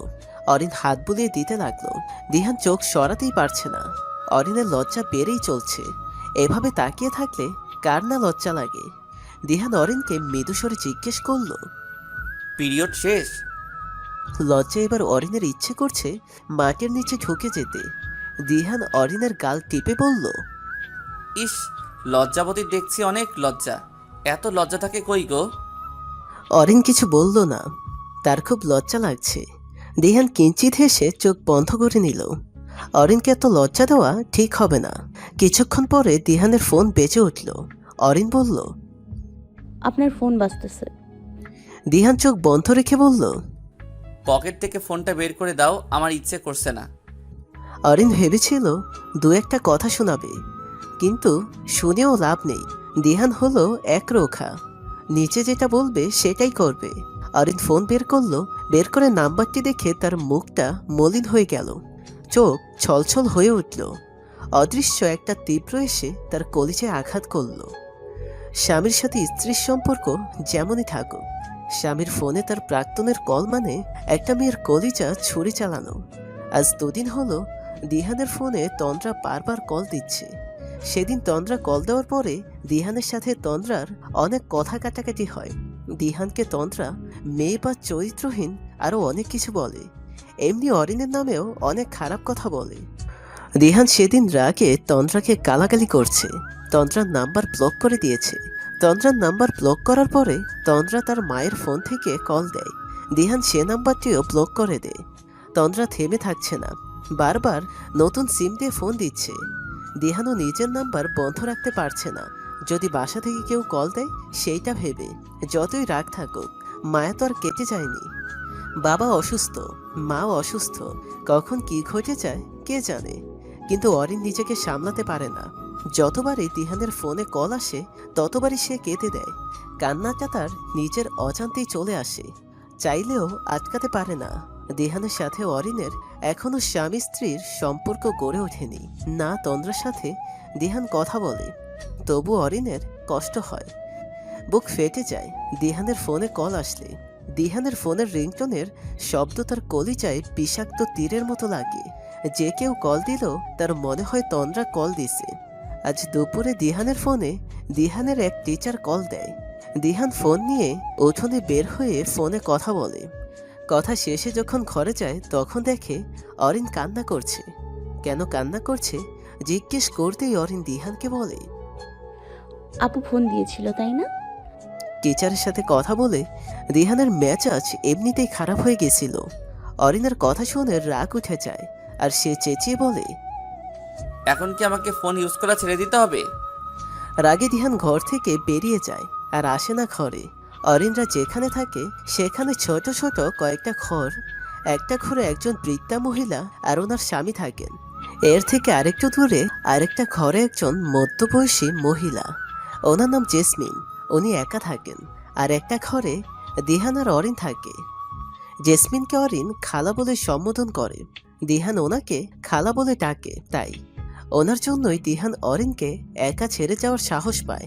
অরিন রাত 8টা পর্যন্ত ওনার সাথে ছিল, কিন্তু কতক্ষণ আর থাকবে। এখানকার সবাই এশারের নামাজ পড়েই ঘুমিয়ে যায়। তাই সে 8টা বাজতেই নিজের ঘরে ফিরে আসে, কিন্তু দিহানের কোনো খোঁজ নাই। একা ঘরে অরিনের যতটা ভয় করছে ততটা বেশি কষ্ট হচ্ছে রান্নাটাও করেনি। অরিন কাঁদতে কাঁদতে চোখ মুখ ফুলিয়ে ফেলল। বারবার দরজা খুলে ওকে দিচ্ছে বাইরে, কিন্তু না, দিহানের দেখা নেই। আচ্ছা, দিহান তাকে একা ফেলে চলে যায়নি তো? না না, দিহান তাকে একা ছেড়ে যাবে কেন? দিহান তো তাকে এইখানে নিয়ে এসেছে। আচ্ছা, এমন তো নয় দিহান ঠিক নেই, ওর কোনো ক্ষতি হয়েছে। ভাবতেই কলিজায় মোচড় দিয়ে ওঠে অরিনের। হাঁটুতে মুখ গুজে কান্না করতে লাগে। অনেকক্ষণ পরে দরজার ওপাশ থেকে দিহানের গলা ভেসে আসে। অরি,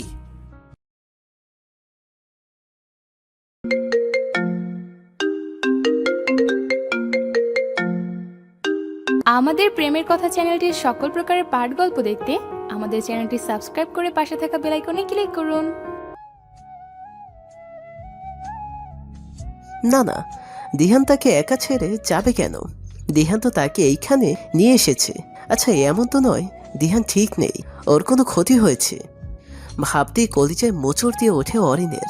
হাঁটুতে মুখ গুজে কান্না করতে লাগে। অনেকক্ষণ পরে দরজার ওপাশ থেকে দিহানের গলা ভেসে আসে। অরি, দিহানের গলা শুনে অরিন যেন প্রাণ ফিরে পায়। তৎক্ষণাৎ উঠে দৌড়ে গিয়ে দরজা খুলে দিহানের বুকে ঝাঁপিয়ে পড়ে হাউমাউ করে কান্না শুরু করে দেয়। দিহান কিছুটা ইতস্তত হয়ে যায়, কিন্তু অবাক হয়নি। সেই দুপুর থেকে সে রাগ করে বেরিয়ে গেছে। কান্না করাটা স্বাভাবিক। আর তাছাড়া দিহান ফোনটাও সাথে নেয়নি যে অরিন তাকে ফোন দিতে পারবে। দিহান অরিনকে কোমল গলায় বলল। কেঁদো না, কান্না থামাও। অরিন দিহানকে আরো শক্ত করে ধরে বলে, কই গেছিলেন আপনি? জানেন আমার কতটা কষ্ট হচ্ছিল, একা একা কত ভয় হচ্ছিল আমার, জানেন? এসে গেছি তো, এখন আর ভয় কিসের, ছাড়ো। অরিন তৎক্ষণাৎ ছেড়ে দিল। এতক্ষণ সে হুঁশেই ছিল না। দিহানকে দেখে আবেগী হয়ে গেছিল। অরিন কিঞ্চিত লজ্জায় পড়ে গেল। দিহান অরিনের পাশ কেটে ঘরে ঢুকে গায়ের জামাটা পাল্টে নেয়। অরিন রান্নার ঘরের দিকে যায়। ভাত রান্না হয়নি আজ। এখন যদি দিহান খেতে চায়, কি দিবে খেতে? নিজের প্রতি কিছুটা রাগ হলো অরিনের। কেন যে সে রান্না করে রাখলো না? অরিন ছোট ছোট কয়েকটা লাকড়ি এনে চুলায় রাখে। আগুন জ্বালানোর আগেই দিহানের ডাক আসে। উঁচু গলায় অরি অরি বলে ডাকছে। অরিন দ্রুত পা ফেলে ঘরে আসে। কিছু লাগবে? কই গেছিলা? অরিন কোনো জবাব দিল না। মাথা নিচু করে আঙ্গুলে ওড়না পেঁচাতে থাকে। দিহান অরিনকে ডাকছিল, খিদে লাগছে ভাত দিতে, তাই। কিন্তু অরিনের ভাব দেখে মনে হচ্ছে রান্না হয়নি। এখন যদি খেতে চায় অরিন কষ্ট পাবে। দিহান এই কথাটা চেপে গিয়ে অরিনকে বলল, আমার ফোন খুঁজে পাচ্ছি না। ফোনটা তো আপনার পাশে আছে, এই যে দেখুন, বালিশের পাশে। ও, আমি দেখিনি। আসো, বসো এসে। আমি আসছি, আপনি বসুন। কই যাবা? অরিন কিঞ্চিত সরে বলল, রান্নাঘরে। রান্না হয়নি তাই তো? অরিন মাথা নিচু করে ফেলল। দিহান অরিনের হাত ধরে খাটে বসালো, তারপর বলল, খুব কষ্ট দিয়েছি আজ, তাই না? কি করব বলো? স্যার ফোন দিয়ে বলছে আমি ভার্সিটি যাইনি কেন। লোকের মুখে যা শুনছেন তা কি সত্যি? হ্যান ত্যান। উনি বাবার বন্ধু হন, উনাকে কিভাবে রাগ দেখাতাম, তাই ফোন কেটে দিছিলাম। তারপর ঘরে আসার পরে তোমার ওই কথা, আমি নিজেকে শান্ত রাখতে পারিনি। সরি অরি, মাফ করে দাও প্লিজ। অরিন ছলছল চোখে দিহানের দিকে তাকিয়ে আছে। দিহানকে যতই দেখছে সে ততই অবাক হচ্ছে। দিহানের প্রতি দিন দিন ভালোবাসা বেড়েই চলছে। দিহান যে মানুষটাই এমন যার প্রেমে না পড়ে থাকা যাবে না। দিহানের চোখ থেকে টুপ করে এক ফোঁটা জল গড়িয়ে পড়ল। দিহান বৃদ্ধা আঙ্গুল দিয়ে জলটা মুছে বলল, আমার খিদে নেই, রান্না করার দরকার নেই, শুয়ে পড়ো। আমার খিদে লাগছে।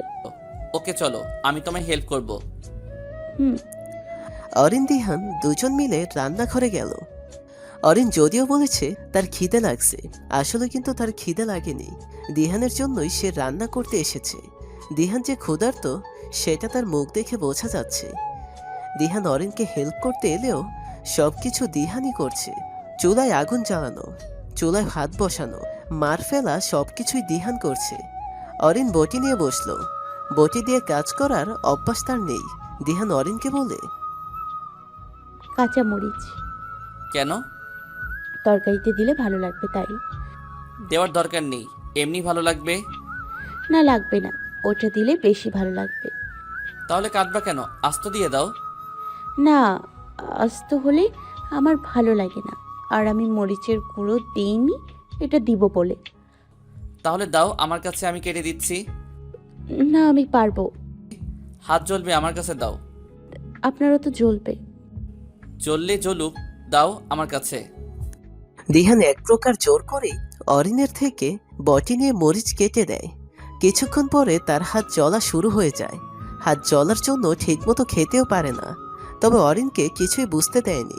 রাত 11টায় অরিনকে আসছি বলে ঘর থেকে বেরিয়ে যায়। যখন ফিরে আসে তখন 12টা বেজে যায়। অরিন অপেক্ষা করতে করতে ঘুমিয়ে গেছে। ঘরে ফেরার পথে হঠাৎ করে বৃষ্টি নেমে গেছিল, তাই দিহান ভিজে গেছে। জামা পাল্টে দিহান লাইট অফ করে জানালা খুলে দিয়ে অরিনের পাশে এসে বসে। অরিনের হাতের উপর হাত রেখে মৃদু গলায় ডাক দেয়, অরি, এই অরি, অরি। দিহানের ডাক শুনে অরিন চোখ খুলে তাকালো। চাঁদের আলো জানালা দিয়ে এসে খাটের উপর পড়ছে। দিহানের মুখটা চাঁদের আলোয় আরো বেশি আকর্ষণীয় লাগছে।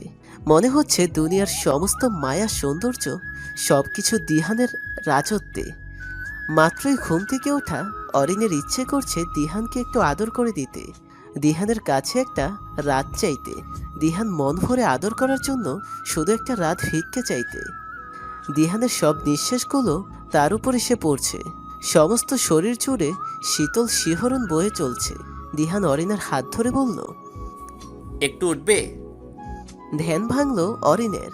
উঠে বসে ওড়নাটা ঠিক করতে করতে বলল, কি হয়েছে? দিহান অরিনের হাত ধরে নিয়ে জানালার পাশে গেল। আকাশে একথালা চাঁদ তাদের দিকে তাকিয়ে আছে। দিহান চাঁদের দিকে তাকিয়ে বলল, চেয়ে দেখো, এই পূর্ণচাঁদকে যে কখনো এক ফালি তো কখনো এক চিমটি। সে রাত বদলানোর সাথে সাথে বদলে যায় নিজেও। কখনো বা ক্ষয় হয়ে বদলায়, কখনো বা পূর্ণ হয়ে। মানুষ জীব কিছুটা চাঁদের মতোই, আজ সে পূর্ণত কাল শূন্য। দিহানের মুখের দিকে তাকিয়ে আছে অরিন। দিহান হাত ধরে আছে। দিহানের ছোঁয়া কোমল গলা, চাঁদের আলোয় দিহানের মায়া ভরা মুখ অরিনের নেশা ধরিয়ে দিচ্ছে। ইচ্ছে করছে দিহান যা ভাবার ভাবুক, দিহানের কাছে নিজেকে সঁপে দিতে। অরিনের হার্টবিট বেড়ে চলছে। দিহান জানালাটা বন্ধ করে দিল। ঘরটা একদম ঘুটঘুটে অন্ধকার। দিহান একটা চাদর দিয়ে ঢেকে রাখা কাচের বয়াম হাতে নিল। চাদরটা সরাইতেই বয়ামের আলো দিহান অরিনের মুখে সবুজ রঙে চকচক করতে লাগে। অরিন অবাক হয়ে তাকায়। বয়াম ভর্তি জোনাকি পোকা। দেখে মনে হচ্ছে অনেকগুলো সবুজ বাতি জ্বালিয়ে বয়ামে ঢুকিয়ে রাখছে। দিহান বয়ামে ঢাকনা খুলে দিল। সাথে সাথে জোনাকিগুলো বেরিয়ে পুরো রুম জুড়ে ছড়িয়ে পড়ল। অরিন হা হয়ে পুরো রুম দেখতে লাগলো। অরিনের কোনো ছিটে ফোটাও আর নেই। চারদিকে সবুজ বাতি জ্বালানো জোনাকি উঠছে। অরিন হাত বাড়িয়ে দুইটা জোনাকি তার হাতের মুঠোয় নিয়ে মুখের সামনে আনলো। জোনাকির আলোয় অরিনের চারদিক চকচক করছে। অরিনের মনে হচ্ছে সে ঘুমের মধ্যে স্বপ্ন দেখছে, যেন ঘুম ভেঙে গেলেই সে এই স্বপ্নের মতো সুন্দর সময়টা হারিয়ে ফেলবে। অরিন ঘুরে ঘুরে মুগ্ধ হয়ে পুরো ঘর দেখছে। চোখ থেকে তার খুশির জল গড়িয়ে পড়ছে, ঠোঁটে খুশির হাসি। এই দিনটা কি সত্যি তার জীবনে লেখা ছিল? অরিন হাত মেলে ঘুরছিল, তখনই চোখে পড়ে দিহান হাঁটু গেড়ে তার সামনে বসে আছে। অরিন থেমে যায়, অবাক চোখে দিহানের দিকে তাকায়। যা দেখছে সে ঠিক দেখছে তো। দিহানের দুহাত অরিনের দিকে বাড়িয়ে দিল। হাতে কচু পাতায় মোড়ানো বৃষ্টির জল। হাত বাড়িয়ে দিয়ে দিহান বলল, হরিণ টানা চোখগুলো যখন চোখে পড়েছিল তখন ঘোর লাগা চোখ ফিরিয়ে নিতে কষ্ট হচ্ছিল। গাল জুড়ে ছড়িয়ে পড়া একগুচ্ছ চুল যখন কানে গুচ্ছিলে তখন অবাক হয়ে দেখেছিলাম কানে চুল গুজার দৃশ্য কতটা সুন্দর হয়। পিচ্ছিল ঘাটে সিঁড়ি বেয়ে নামার জন্য যখন প্রথম তোমার কোমল হাতের ছোঁয়া পেয়েছিলাম সেদিন বুকের ভেতর তোলপাড় হচ্ছিল। জানি না কেন, ধীরে ধীরে তোমার প্রতিটা জিনিস আমায় আকৃষ্ট করেছে। যতবার তোমাকে অপরাধীর কাঠগড়ায় দাঁড় করাতে গিয়েছি ততবার নিজেকে অপরাধী মনে হয়েছে। কেন যেন তোমাকে আমি অপরাধী ভাবতে পারিনি। আজকাল জানতে ইচ্ছে করে না কেন তুমি বিয়ে করেছো আমায়। ভয় হয় যদি সব জেনে হারিয়ে ফেলি তোমাকে। নিজের সব কিছু ছেড়ে তোমার হাতে ধরেছি। এমনি এমনি নয় অরিন, ভালোবাসি তোমাকে তাই ধরেছি। ফুল দিয়ে তো সবাই সবার জীবনে আসে, আমি না হয় ভিন্ন কিছু নিয়ে আসলাম। যেমন ভিন্নভাবে তুমি আমার জীবনে এসেছিলে। পবিত্র জল, বৃষ্টি জল, আর এই পবিত্র জল দিয়ে তোমার সব কষ্ট মুছে দিতে এসেছি। দিবে সুযোগ আমায় তোমার দুঃখ মোছার? তোমায় দু হাতে গুছিয়ে দেওয়ার কথা দিচ্ছি। সারা জীবন আগলে রাখবো বুকে, ভালোবাসবে আমায়, অধিকার দিবে তোমার জীবন গোছানোর, তোমাকে আগলে রাখার। অরিনের চোখ থেকে শোকের জল গড়িয়ে পড়ছে। সত্যি কি তাই হচ্ছে যা সে দেখছে?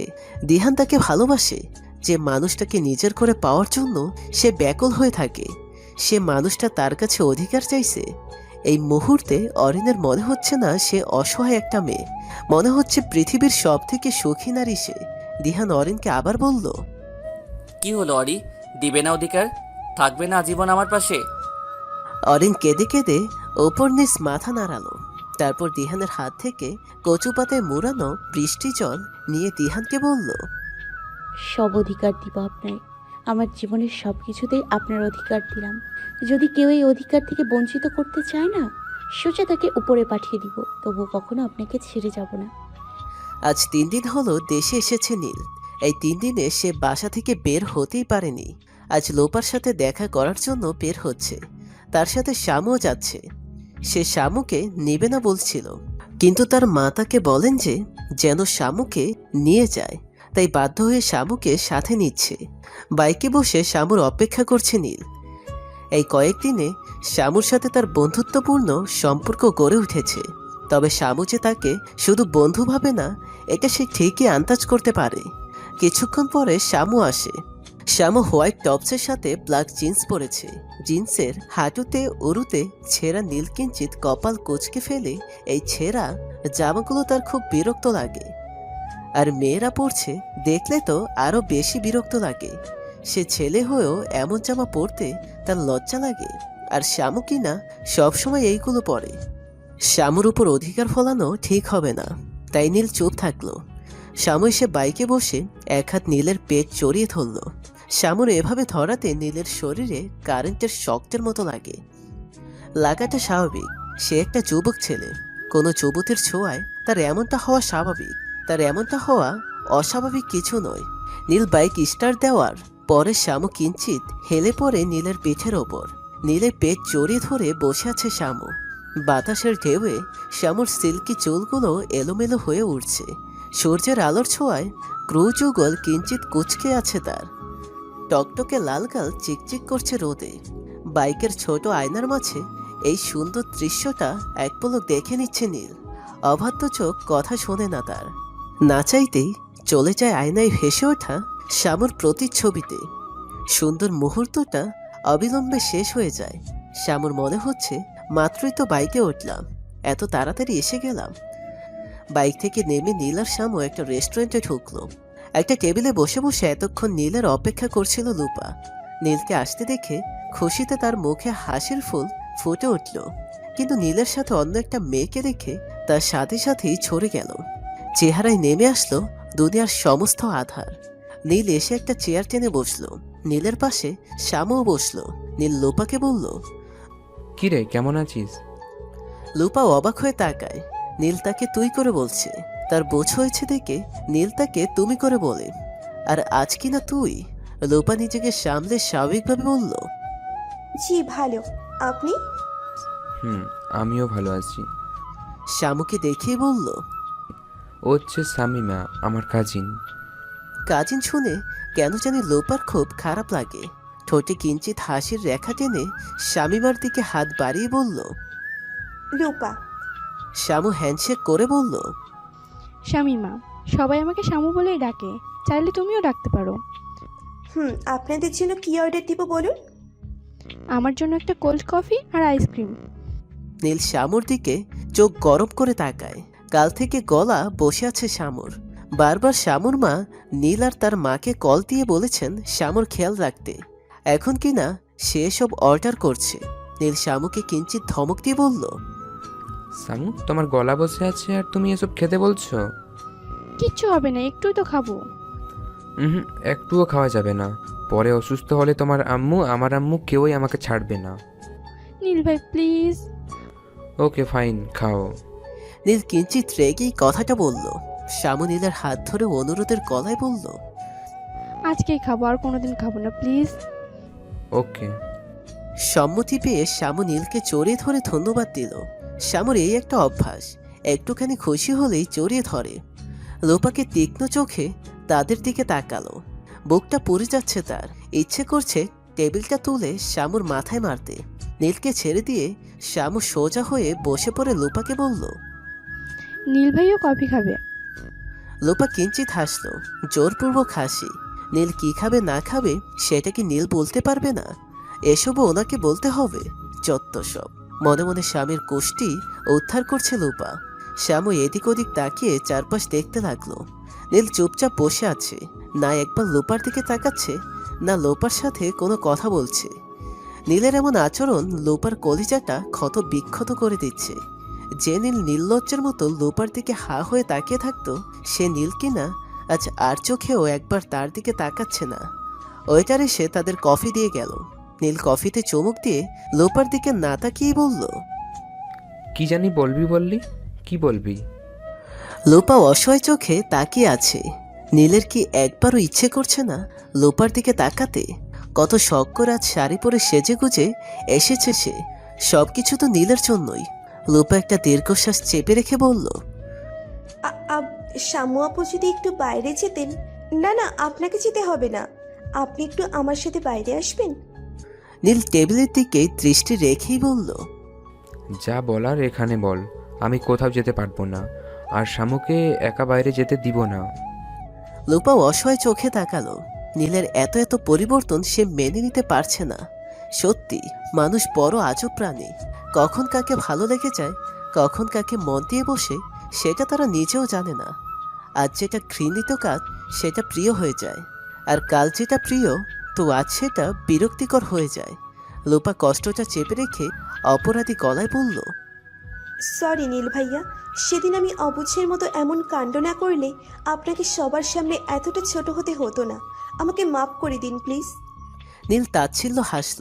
শ্যামু উৎসুক গলায় বলল, কি হয়েছিল? কিছু না, তুমি খাও। গম্ভীর গলায় বলল নীল। তারপর লোপাকে বলল, আমি কিছু মনে করিনি, আর এই বিষয় নিয়ে কথা বললে আপাতত খুশি হব। আমার আরও কিছু কথা ছিল আপনার সাথে। এতক্ষণে নীল লোপার দিকে চোখ তুলে তাকালো, কারণ লোপার গলা কান্না জড়িত। চোখ তুলে তাকিয়ে তার মনে হলো সে ভুল করে ফেলেছে। এবার তো এই মায়াপরীর মায়ার জালে সে আটকে যাবে। লোপা আজ কাজল পরেছে, চোখে চশমা পরেনি, অরেঞ্জ কালার শাড়ি, সাথে ম্যাচিং করা 2 হাত ভরে চুড়ি পরেছে। নীল স্বপ্নে লোপাকে এইভাবে সাজাতো, আজ স্বচক্ষে দেখছে। এই তো তার স্বপ্ন পরি। লোপাকে অসম্ভব সুন্দর লাগছে। নীল চোখ নামিয়ে নিল। এই মায়ায় সে আটকে পড়তে চায় না বলেই তো সে চোখ তুলে তাকাচ্ছে না। আবারও টেবিলের ওপর চোখ রেখে নীল বলল, কি কথা? লোপা শামুর দিকে তাকালো। শামুর সামনে কিভাবে সে বলবে, কিন্তু না বলেও সে থাকতে পারবে না। লোপা নীলকে বলল, আসবেন একটু বাইরে প্লিজ। নীল কিছুক্ষণ কি যেন ভাবলো, তারপর বলল, ওকে চলো। শামু আইসক্রিম খাচ্ছিল। নীল দাঁড়াতেই শামুর কনুয়ের সাথে তার গা লেগে ধাক্কা খেয়ে শামুর হাত থেকে আইসক্রিম পড়ে যায়। শামুর ঠোঁটে মুখে বুকেও অনেক জায়গায় আইসক্রিম ছিটকে পড়ে। নীল তৎক্ষণাৎ টিস্যু নিয়ে শ্যামুর ঠোঁটে মুখে লেগে যাওয়া আইসক্রিম মুছতে লাগে। লোপার বুকের ভেতর আগুনে দাউ দাউ করতে লাগে। এই দৃশ্যটা লোপাকে এত কষ্ট কেন দিচ্ছে? শ্যামুর ঠোঁট মুখ মুছে তার গলা মুছে দিয়ে হাত আরেকটু নিচে নামাতে লাগলো। তাহলে কি এখন? লোপা আর এক মুহূর্ত দাঁড়িয়ে থাকতে পারল না, বড় বড় পা ফেলে চলে গেল এখান থেকে। নীলের হাত বুকের সামনে এসে থেমে যায়। তার হাত কাঁপাকাঁপি শুরু হয়ে গেছে। অবিলম্বে হাত সরিয়ে নিয়ে ইতস্তত হয়ে কিছুক্ষণ শুধু বসে থাকে। শ্যামু লজ্জায় লাল হয়ে আছে। নীল একটা টিস্যু শ্যামুর হাতে তুলে দেয়, তারপর সেও বেরিয়ে আসে। লোপা রাস্তার পাশে দাঁড়িয়ে আছে। নীল তার পাশে গিয়ে দাঁড়ালো। লোপা মাথা নিচু করে আছে। নীল বলল, হ্যাঁ বল, কি যেন বলবি? লোপা যা বলতে এসেছিল আপাতত তার বলা হবে না। এক কথায় লোপা কথাই বলতে পারবে না, তার গলায় সব আটকে আছে। নীল বলল, কি হলো বলছিস না কেন? কি কথা? লোপা মাথা নিচু করেই থাকলো। মাথা তুললে হয়তো তার ছল ছল চোখ নীলের চোখে পড়ে যাবে। লোপা মাথা নিচু রেখেই সে সম্মতিতে মাথা নাড়ালো। তারপর কিঞ্চিত কাপা গলায় বলল, কি কি কিছু না। লোপা তড়িঘড়ি করে ওখান থেকে চলে গেল। নীল হতভম্ব হয়ে গেল। হঠাৎ লোপার কি হলো সে কিছুই বুঝতে পারল না। সে নিজেই তো বাইরে ডেকে আনলো কিছু বলবে বলে। তাহলে বুক ছিঁড়ে আসা একটা দীর্ঘশ্বাস ছেড়ে রেস্টুরেন্টের দিকে পা বাড়ালো নীল। লোপার মুখের দিকে তাকিয়ে মনে হয় সে বড্ড ভুল করে ফেলেছে। বারবার চোখে শুধু লোপার মুখটা ভেসে উঠছে। 3-4 দিন থেকে জিহান লক্ষ্য করছে লারা অস্বাভাবিক আচরণ করছে। সব সময় একা একা বসে থাকছে। জিহানের উপস্থিতিতে কেঁপে উঠছে। রাত জেগে রুমে পায়চারি করছে। খেতে বসলে না খেয়ে সবার দিকে তাকিয়ে থাকছে। জিহান বুঝতে পারছে না হঠাৎ লারার হলোটা কি। নতুন বিয়ে করেছে বলে জিহান 1 মাসের ছুটি চেয়েছিল। এর মধ্যে 15 দিন চলে গেল। এই 15 দিনে সে কোনো তথ্য জোগাড় করতে পারেনি লারার বিষয়ে। তবে এতে কোনো আফসোসও হচ্ছে না জিহানের, কেননা এতদিনে সে নিশ্চিত হয়ে গেছে লারা আর যাই হোক জিহানের খারাপ করবে না। এই বিয়ের পেছনে লারার কোনো খারাপ উদ্দেশ্য থাকবে না।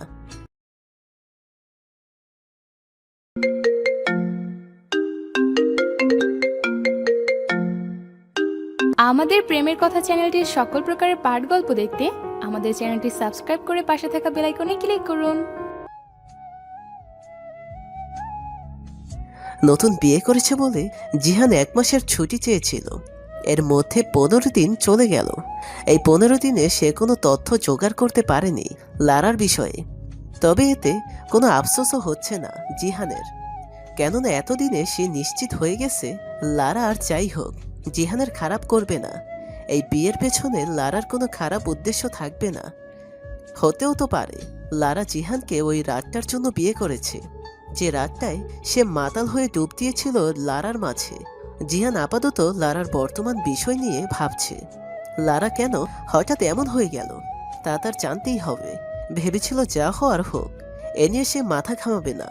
কিন্তু এখন মনে হচ্ছে লারার কি হয়েছে এটা জানা খুব জরুরি, নয়তো যে জিহানেরও শান্তি লাগবে না।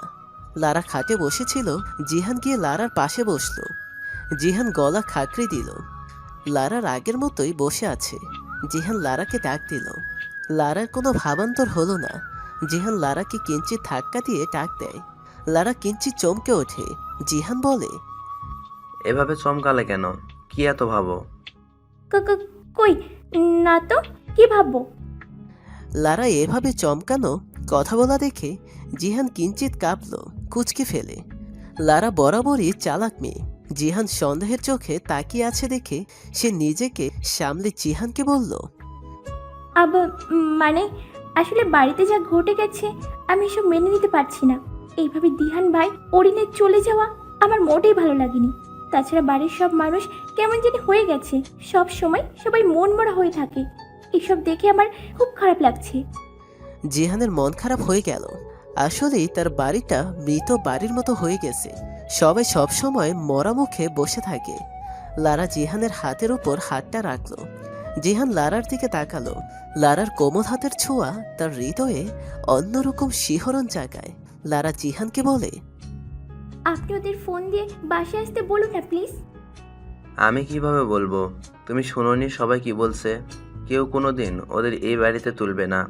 আর মেজো আম্মু তো বলেই দিয়েছে, ওনার গলায় ছুরি লাগালেও উনি এই মেয়েকে মেনে নেবেন না।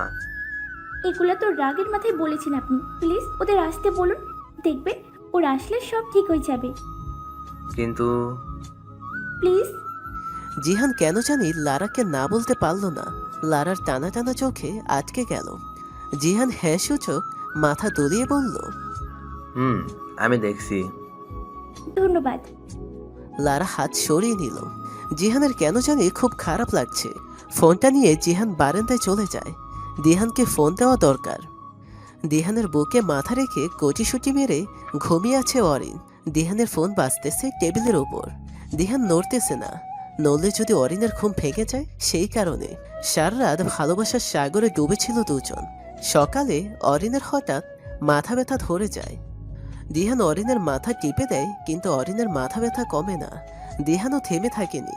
সে অরিনের মাথা টিপে দেয়, মাথায় হাত বুলিয়ে দেয়। অনেকক্ষণ পরে অরিনের ঘুম লাগে, তাই দিহান এখন অরিনের ঘুম ভাঙাতে চাইছে না। দিহানের ফোনে 2বার কল এসে আর আসলো না। দিহান অরিনের নিষ্পাপ চেহারা দিকে তাকে মৃদু হাসল। পাগলিটা তাকে এত ভালোবাসে, তার উপর এতটা আসক্ত। আজকের রাত না আসলে সেটা কখনো জানাই হতো না। কয়েকটা জোনাকি পোকা আর কিছু বৃষ্টি জল পেলে যে কেউ এত খুশি হয় তা তার জানা ছিল না। দিহান অরিনের মাথায় একটা চুমু এঁকে দিল। অরিনের সবসময় ঘুম পাতলা, আজ সে গভীর ঘুমে তলিয়ে আছে। বিকাল 4টায় অরিনের ঘুম ভাঙে। অরিন ঘুম থেকে উঠে দেখে দিহান তার দিকে তাকিয়ে আছে। দিহান মৃদু গলায় বলে, গুড আফটারনুন সুইটার। অরিন লজ্জায় চোখ নামিয়ে নেয়, ঠোঁটের কোণে লজ্জার হাসি। দিহান অরিনের থুতনি চেপে ধরে বলে, কি লজ্জা লাগছে? রাতে তো বাগিনী হয়ে গেছিলা, এখন দেখি ভেজা বেড়াল হয়ে গেলা। অরিন চোখ বন্ধ করে থাকলো। লজ্জায় সে লাল হয়ে গেছে। দিহান দুহাতে অরিনকে জড়িয়ে ধরল। অরিনও তাকে জড়িয়ে ধরে শুয়ে থাকলো তার বুকে। অনেকক্ষণ পরে দুজন ওঠে। অরিন ওয়াশরুমে চলে যায়। দিহান রান্নাঘরে যায়। তরকারি ঠান্ডা হয়ে আছে, ভাতও ঠান্ডা। ঠান্ডার মাঝে ঠান্ডা খেতে ভালো লাগে না। আর রাতে যে দুজন খেয়েছিল আর খাওয়া হয়নি। দিহান চুলায় আগুন জ্বালিয়ে ভাত বসায়। তরকারি গরম করে ভাত তরকারি নিয়ে আসে। এসে দেখে অরিন উপর হয়ে শুয়ে আছে। দিহানের চেহারায় চিন্তার ছাপ ফুটে উঠল। এভাবে শুয়ে আছে কেন? শরীর খারাপ লাগছে নাকি? রক্তপাতটা একটু বেশি হয়ে গেছিল। এমনিতেই অরিনের শরীর দুর্বল, এখন হয়তো আরো বেশি দুর্বল লাগছে। দিহান একটা দীর্ঘশ্বাস ছেড়ে অরিনকে মাথায় হাত বুলিয়ে জিজ্ঞেস করলো, শরীর খারাপ লাগছে? অরিন ঠোঁটের কোণে কিঞ্চিত হাসির রেখা টেনে না সম্মতিতে মাথা নাড়ালো। গরম ভাতে ধোয়া উঠছে। দিহান গিয়ে হাত পাকা নিয়ে ভাত ঠান্ডা করতে লাগে। ভাত কিছুটা ঠান্ডা হয়ে এলে দিহান অরিনকে ধরে বসিয়ে তুলে খাওয়ায়। অরিনকে খাইয়ে নিজে খেয়ে এসে ফোন হাতে নেয়। জিহান কল দিছিল। দিহান জিহানকে কল দেয়। জিহান বলে বাসায় যাওয়ার জন্য। দিহান সাপ সাপ না বলে দেয় সে যাবে না। কিছুক্ষণ পরে আবার কল আসে। কল ধরার পরে ফোনের ওপাশ থেকে লারার গলা ভেসে আসে। লারা অরিনের সাথে কথা বলে। অরিন লারাকে বলে যে করেই হোক সে দিহানকে মানিয়ে সে বাসায় ফিরবেই। ফিরতে যে তাকে হবেই, না হলে কিভাবে সে এই মুখোশধারীকে স্বচক্ষে দেখবে। শান্তিনীরের গেটের সামনে দাঁড়িয়ে আছে দিহান, সাথে অরিন। অরিনকে দিহান বুঝতে না পেরে বাধ্য হয়ে তাকে আসতে হয়েছে। সে না এসে উপায় ছিল না। অরিন খাওয়া দাওয়া বন্ধ করে দিয়েছিল। কান্নাকাটি তো লেগেই ছিল। বারবার বলছিল একবার বাড়ি নিয়ে যান প্লিজ, আমি সবাইকে দেখে চলে আসব। দিহান অরিনের কান্না সহ্য করতে পারে না। নিজের জেদের থেকে অরিনের যাওয়ার মূল্য বেশি, তাই তাকে আসতেই হলো। কিন্তু এসে সে দোটানায় পড়ে গেছে। গেটের ভেতরে ঢুকবে নাকি ঢুকবে না এটা বুঝে উঠতে পারছে না। দিহান জানে তার মা কেমন, আর যাই হোক কোনোদিনই অরিনকে মেনে নিবেন না তিনি। যার উপর একবার রেগে যান তাকে তিনি দু চোখে দেখতে পারেন না। দিহান পকেট থেকে ফোন বের করে জিহানকে ফোন দিয়ে জানালো সে গেটের সামনে দাঁড়িয়ে আছে। খানিক পরে জিহান আসলো। জিহান আসতেই দিহান জিহানকে জড়িয়ে ধরে দুজনেই কেঁদে দেয়। এই কদিন জিহান ছাড়া কেউ তার সাথে যোগাযোগ রাখেনি। দিহানকে ছেড়ে দিয়ে জিহান অরিনকে ভালো মন্দ জিজ্ঞাসা করে। তারপর লাগেজ নিয়ে সে গেটের ভেতর ঢোকে। কলিং বেল বেজে উঠতেই দিহানের মা এসে দরজা খুলে দিলেন। এত সকাল সকাল দিহানকে দেখে খুশিতে তিনি আত্মহারা হয়ে গেলেন। ভুলেই গেলেন কি কারণে দিহান বাসা থেকে বেরিয়ে গেছিল। ওনার ছেলে যে আর একা নেই তা যেন মাথা থেকে বেরিয়ে গেছে। কতদিন পরে ওনার কলিজার টুকরা ছেলেকে দেখলেন। ভুলেই তো যাবেনি।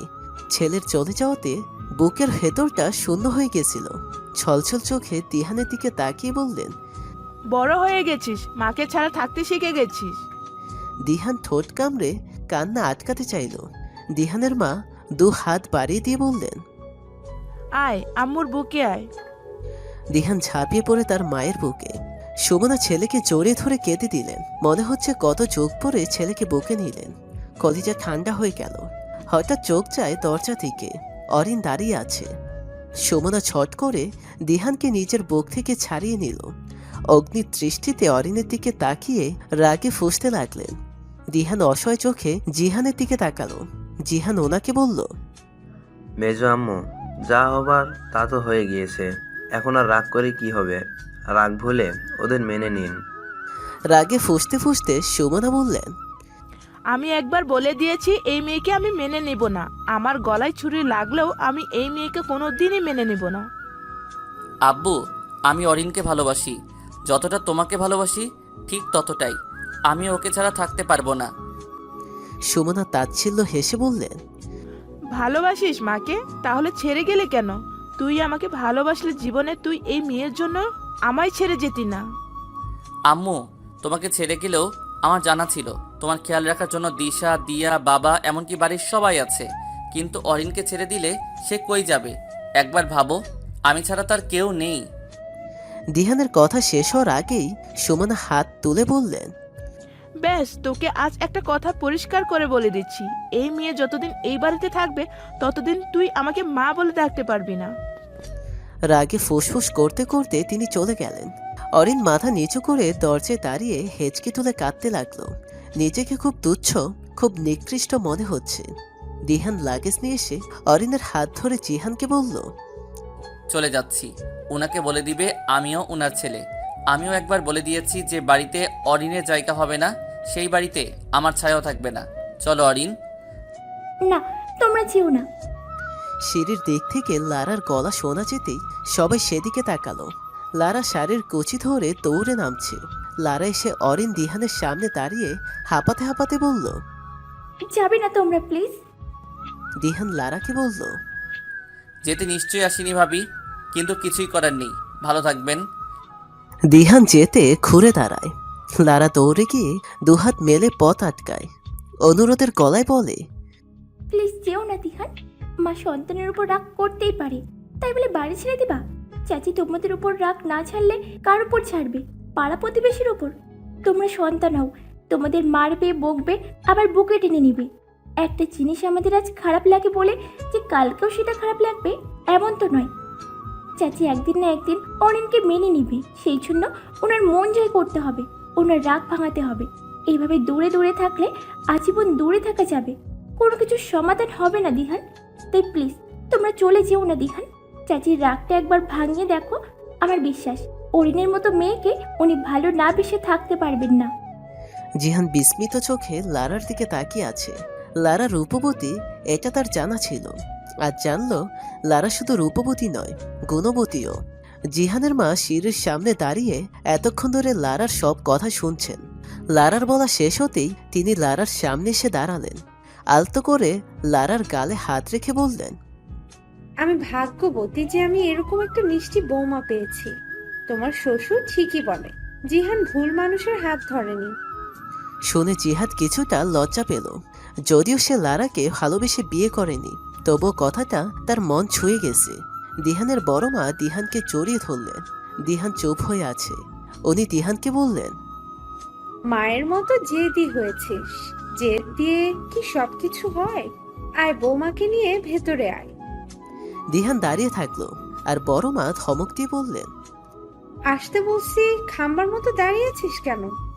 দিহান এখনো নড়ল না, মুখে জগতের আধার নামিয়ে দাঁড়িয়ে আছে। দিহানের বড় মা বললেন, তোর বাবা মাও আমার কোনো কথা ফেলে না, আর তুই বউদের সামনে আমায় ছোট করছিস। দিহান অরিনকে নিয়ে ভেতরে আসলো। আর বড় মা অপমান বোধ করছেন, আর সে জেদ দেখাবে এটা হবে না। লারা তাদের এনে তাদের রুমে নিয়ে গেল। দিহান অরিন এসেছে শুনে দিহানের বাবা মনে মনে খুশি হলেন। ছেলের জন্য ভেতরে ভেতরে পড়ে যাচ্ছিলেন তিনি। দিহানের ছোট চাচ্চু মনে শান্তি ফিরে পেলেন। এতদিন টেনশনে ছিলেন তিনি দিহানের জন্য। দিহানকে ছেলের মতো দেখেন তিনি, কিন্তু খুশি নন দিহানের বড় চাচ্চু। উনি চিল্লাচিল্লি করে সবাইকে বকাবকি শুরু করে দেন। দিহানের রুম থেকে সবকিছু শোনা যায়। ভাগ্যিস দিহান তখন ওয়াশরুমে ছিল, নয়তো কেউ তাকে আটকে রাখতে পারতো না। উনি অরিনকে খুনির মেয়ে, সস্তা মেয়ে, লোভী মেয়ে, যা না তা বলছেন। অরিন সব শুনেও চুপ থাকলো। দিশা, ইসি, দিয়া, সায়রা চৌধুরী এসে তাদের সাথে দেখা করে যায়। শুধু আসে না লোপা। লোপাকে দেখার জন্য অরিনের মনটা ব্যাকুল হয়ে আছে। কিন্তু লোপা নাকি ঘুমে আছে। দিশা বলে গেল দুদিন থেকে নাকি লোপা নিজের রুম থেকেই বের হচ্ছে না। অরিন চিন্তায় পড়ে যায়, লোপার কোনো সমস্যা হয়নি তো? এটা ভেবে ভয় লাগে তার। নীলকে দিহানের বড় মা ফোন দিয়ে বলছেন আজ তাদের বাসায় যেতে। দিহান এসেছে শুনে নীলও ভাবলো যাওয়া যাক। যা হবার তা তো হয়েছে। মায়ের বয়সী মানুষগুলো ক্ষমা চাইছে, লুপাও নিজের ভুল বুঝতে পারছে। তাহলে আর অভিমান চেপে কি হবে? নীল রেডি হয়ে রুম থেকে বের হতেই শ্যামুর সম্মুখীন হলো। শ্যামু নীলকে দেখে মিষ্টি একটা হাসি দিয়ে বলল, কোথায় যাওয়া হচ্ছে বুঝি? এক ফ্রেন্ডের বাসায়। আমিও যাব প্লিজ। নীল কিঞ্চিত বিরক্তি নিয়ে তাকালো। সব সময় সব বায়না পূরণ করা যায় না। সে যেখানে যেতে চায় সেখানে যাওয়ার জন্য শ্যামু বায়না ধরে। নীল নিজেকে সামলে শ্যামুকে বলল, শামু দেখো, আমি আমার এক ফ্রেন্ডের বাসায় যাচ্ছি। তার আম্মু চাচিরা আমার সাথে তোমাকে দেখলে আমায় খারাপ ছেলে ভাববে। শ্যামুর মুখে অন্ধকার নেমে আসলো। নীলে সবাই পাত্তা দিল না। এভাবে পাত্তা দিতে সে শ্যামুকে নিয়ে ভাবতে শুরু করে দিছিল। এমনটা হলে দেখা যাবে একসময় সে শ্যামুর প্রতি দুর্বল হয়ে গেছে। এভাবে চললে হবে না। মানুষ জাতি সে এরা বিষাক্ত ছোবল খেতে খেতেও সে মধুর ছোবল বলতে শিখে যায়। বিরক্তিকর জিনিসকেও হঠাৎ করে ভালোবেসে ফেলে। তাই সাবধান থাকতে হবে। নীল শ্যামুর পাশ কেটে নিচে এসে উঁচু গলায় তার মাকে আসছি বলে সে বেরিয়ে গেল। শাওন আর নীল মিলে আসলো দিহানের বাসায়। সেদিনের পর এই প্রথম দুজন শান্তিনীরে এসেছে। কলিং বেল বাজতেই দিহানের বড় মা এসে দরজা খুলে দিলেন। যেহেতু দিহানের বাবা চাচ্চুরা ওই দিনের ঘটনা বিষয় কিছুই জানেন না, তাই স্বাভাবিকভাবেই তাদের সাথে কথা বললেন। নীল শাওন দিহানের সাথে দেখা করলো। তারপর দিহানের বড় মা বললেন দিহানের বাবা মাও তার চাচ্চুকে বোঝাতে চেয়েছে। কিছুক্ষণ পরে ড্রয়িং রুমের সবাই ডেকে আনলো তারা। দিহান অরেন বাদে পরিবারের সবাই আছে এখানে। নীলের সোজা সোফায় বসেছে। লুপার মা আর ওনার পেছনে দাঁড়িয়ে আছে লুপা। নীল একেবারের জন্য লুপার দিকে তাকালো না, না লুপা একবারের জন্য শাওনের দিকে তাকালো। তার অবাধ্য চোখ বারবার নীলের দিকে যাচ্ছে। নীল শাওন দিহানের বাবা মাকে ও তার বড় চাচ্চুকে অনেক বোঝানোর চেষ্টা করলো, কিন্তু ফলাফল জিরো। দিহানের বাবা বুঝলেন, কিন্তু দিহানের মা আর তার বড় চাচ্চু এটা বুঝলেন না। ওনারা উঠে ওনাদের রুমে চলে গেলেন। নীল হতাশ হলো। দিহানের বড় মাকে বলল, তাহলে আমি উঠছি। উঠছি মানে? খেয়ে দে যাবা।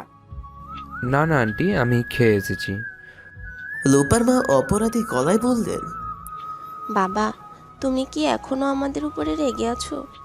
দোষ তো তোমাদের দুজনের, তোমার আর লোপার। তোমরা যদি একবার বলে দিতা তাহলে কি এমনটা হতো? লুপার মাকে আঙ্গুল দিয়ে গোতা দিলেন দিহানের বড় মা। জিহান আর লুপার বাবা জিজ্ঞাসুক চোখে তাকিয়ে আছেন। দুজনের কপালে ভাঁজ। লুপার মা হুঁশে এলেন। এতক্ষণ ধরে বোকার মতো বলে যাচ্ছেন, খেয়ালই করেননি জিহান আর ওনার স্বামী এখানে। জিহান বলল, কি করছে ও আর লুপা? কি বলেনি ওরা? দিশা তড়িঘড়ি করে বলল, তেমন কিছু না, আসলে নীল ভাইয়া আর লুপা ঝগড়া করছিল। সবাই লুপার পক্ষে কথা বলছিল, তাই নীল ভাইয়া মনে মনে রেগে আছে, কারণ দোষ সবই লুপার ছিল। ইসিকে কোনোই দিয়ে গোতা দিয়ে বলল, কি রে বল না। ইসি থমথম হয়ে বলল, ও যা বলছে তাই। জিহান কিঞ্চিত সন্দেহের চোখে তাকালো। নীল মাথা নিচু করে বসে আছে। তার মনটা আঁকুপাকু করছে লোপাকে একটা পলক দেখার জন্য, কিন্তু সে থাকবে না। লোপার যে সর্বনাশী রূপ একবার দেখে নিলে বারবার চোখে ভাসে। হয়তো লোপাকে সে ভালোবাসে বলেই লোপাকে তার কাছে এতটা সুন্দর আকর্ষণীয় লাগে। শাওন আর চোখে একবার দিশার দিকে তাকালো। দিশা তার দিকে তাকিয়েছিল। শাওন তাকাতেই ছট করে চোখ সরিয়ে নিল। লারা সবারই দৃষ্টি অনুসরণ করছে। নীল বলল, নীলের মা অসুস্থ শুনে নীলকে আর জোর করলেন না কেউ। তবে সবাই তাকে বলে দিল দু একদিন পরে যেন আসে, তাও থাকার জন্য। শাওনকে বলল। নীল শান্তিনীরের গেটের বাইরে এসে লম্বা দম ছাড়ল। লোপার সামনে বসে চোখ নামিয়ে রাখা যে কতটা কষ্টের তা সে ছাড়া আর কেউ বুঝবে না। বারবার মন বলছিল একবার দেখে নেই, কিন্তু মনকে যে সবসময় প্রশ্রয় দিতে নেই, নয়তো বড় অপরাধ হয়ে যায়। সারাদিন নিজেদের ঘরে বসে কাটায় অরিন আর দিহান। লারা তাদের খাবার দিয়ে যায়। খেয়ে দিয়ে লারার সাথে দেখা করতে রুম থেকে বের হয় অরিন। লারা তাকে নিয়ে ছাদে যায়। ছাদে গিয়ে অরিন লারাকে বলে, এবার বলো কে সেই মুখোশধারী? লুমার আম্মু। লারার গম্ভীর জবাব শুনে অরিন কিঞ্চিত জোর গলায় বলে, কি? লুপার আম্মু? নিজের চোখে দেখেছো? হুম, নিজের চোখে দেখিনি, কিন্তু যা আন্দাজ করছি তা ভুল করিনি। আমাকে সবকিছু খুলে বলো। লারা রেলিং ধরে হাঁটতে হাঁটতে বলল, সেদিন তোমরা যাওয়ার পরে লুপার রুমে গিয়েছিলাম। ওর রুম থেকে আসার সময় আমার চোখে পড়ে লুপার ড্রেসিং টেবিলের ওপর ব্ল্যাক ব্রেসলেট। তো একটা ব্রেসলেট দেখে কি প্রমাণ হলো? ওটা মিহানের ছিল। অরিন অবাক হয়ে তাকালো। লারা আবার বলতে লাগে, তার পরের দিন আমি লুপাকে ছলে বলে জিজ্ঞেস করি ওটা কার, যদিও আমি আগে থেকে জানতাম এটা মিহানের। ও বলে এটা তার ভাইয়ের, কোনো এক অ্যাক্সিডেন্টে নাকি সে মারা গেছে। কি অ্যাক্সিডেন্ট? বোঝো না, তার মা তার ভাইকে খুন করেছে। এটা সে বলবে কেমনে? কিন্তু আপু এটা কিভাবে সম্ভব? দিহানের মা হলে এক সময় মেনে নিয়ে যেত, কিন্তু লোপার মা, ওনার মতো সরল একটা মানুষ কিভাবে এ কাজ করতে পারে? ওরি, আমরা যা চোখে দেখি তা আমাদের দেখানো হয়, আর যা দেখি না তা আমাদের চোখের আড়ালে লুকিয়ে রাখা হয়। কি বলতে চাও? লুপার মা আসলে এতটা ইনোসেন্ট না যতটা আমরা ভাবছি। লারা আপু, এসবে এটা নিশ্চয়ই প্রমাণ হয় না, সবকিছু উনিই করাচ্ছে। হিসাব মিলা অরিন, জিহান আর দিহানের সাথে যে কাজ হয়েছে সেটা ওনার ছেলের সাথে হয়নি। উনি একমাত্র ব্যক্তি যার কোনো রাগ নেই তোমার ওপর। এই বাড়ির সম্মান নষ্ট হওয়ায় ওনার কোনো মাথা ব্যথা নেই। লারা আপু, ওনার ছেলে এখনো ছোট, আর উনি আমায় ভালোবাসেন কারণ আমি ওনার মেয়ের ফ্রেন্ড, আর খাবার দাবার ছাড়া ওনার অন্য কিছু নিয়ে মাথা ব্যথা নেই। কাউকে বিশ্বাস করা ভালো, অন্ধবিশ্বাস করা জীবনের জন্য কালো। আমি তোমাকে প্রমাণ করে দিব ওটা লুপার মা, আর মিহানের মৃত্যুর প্রতিশোধটাও আমিই নিব।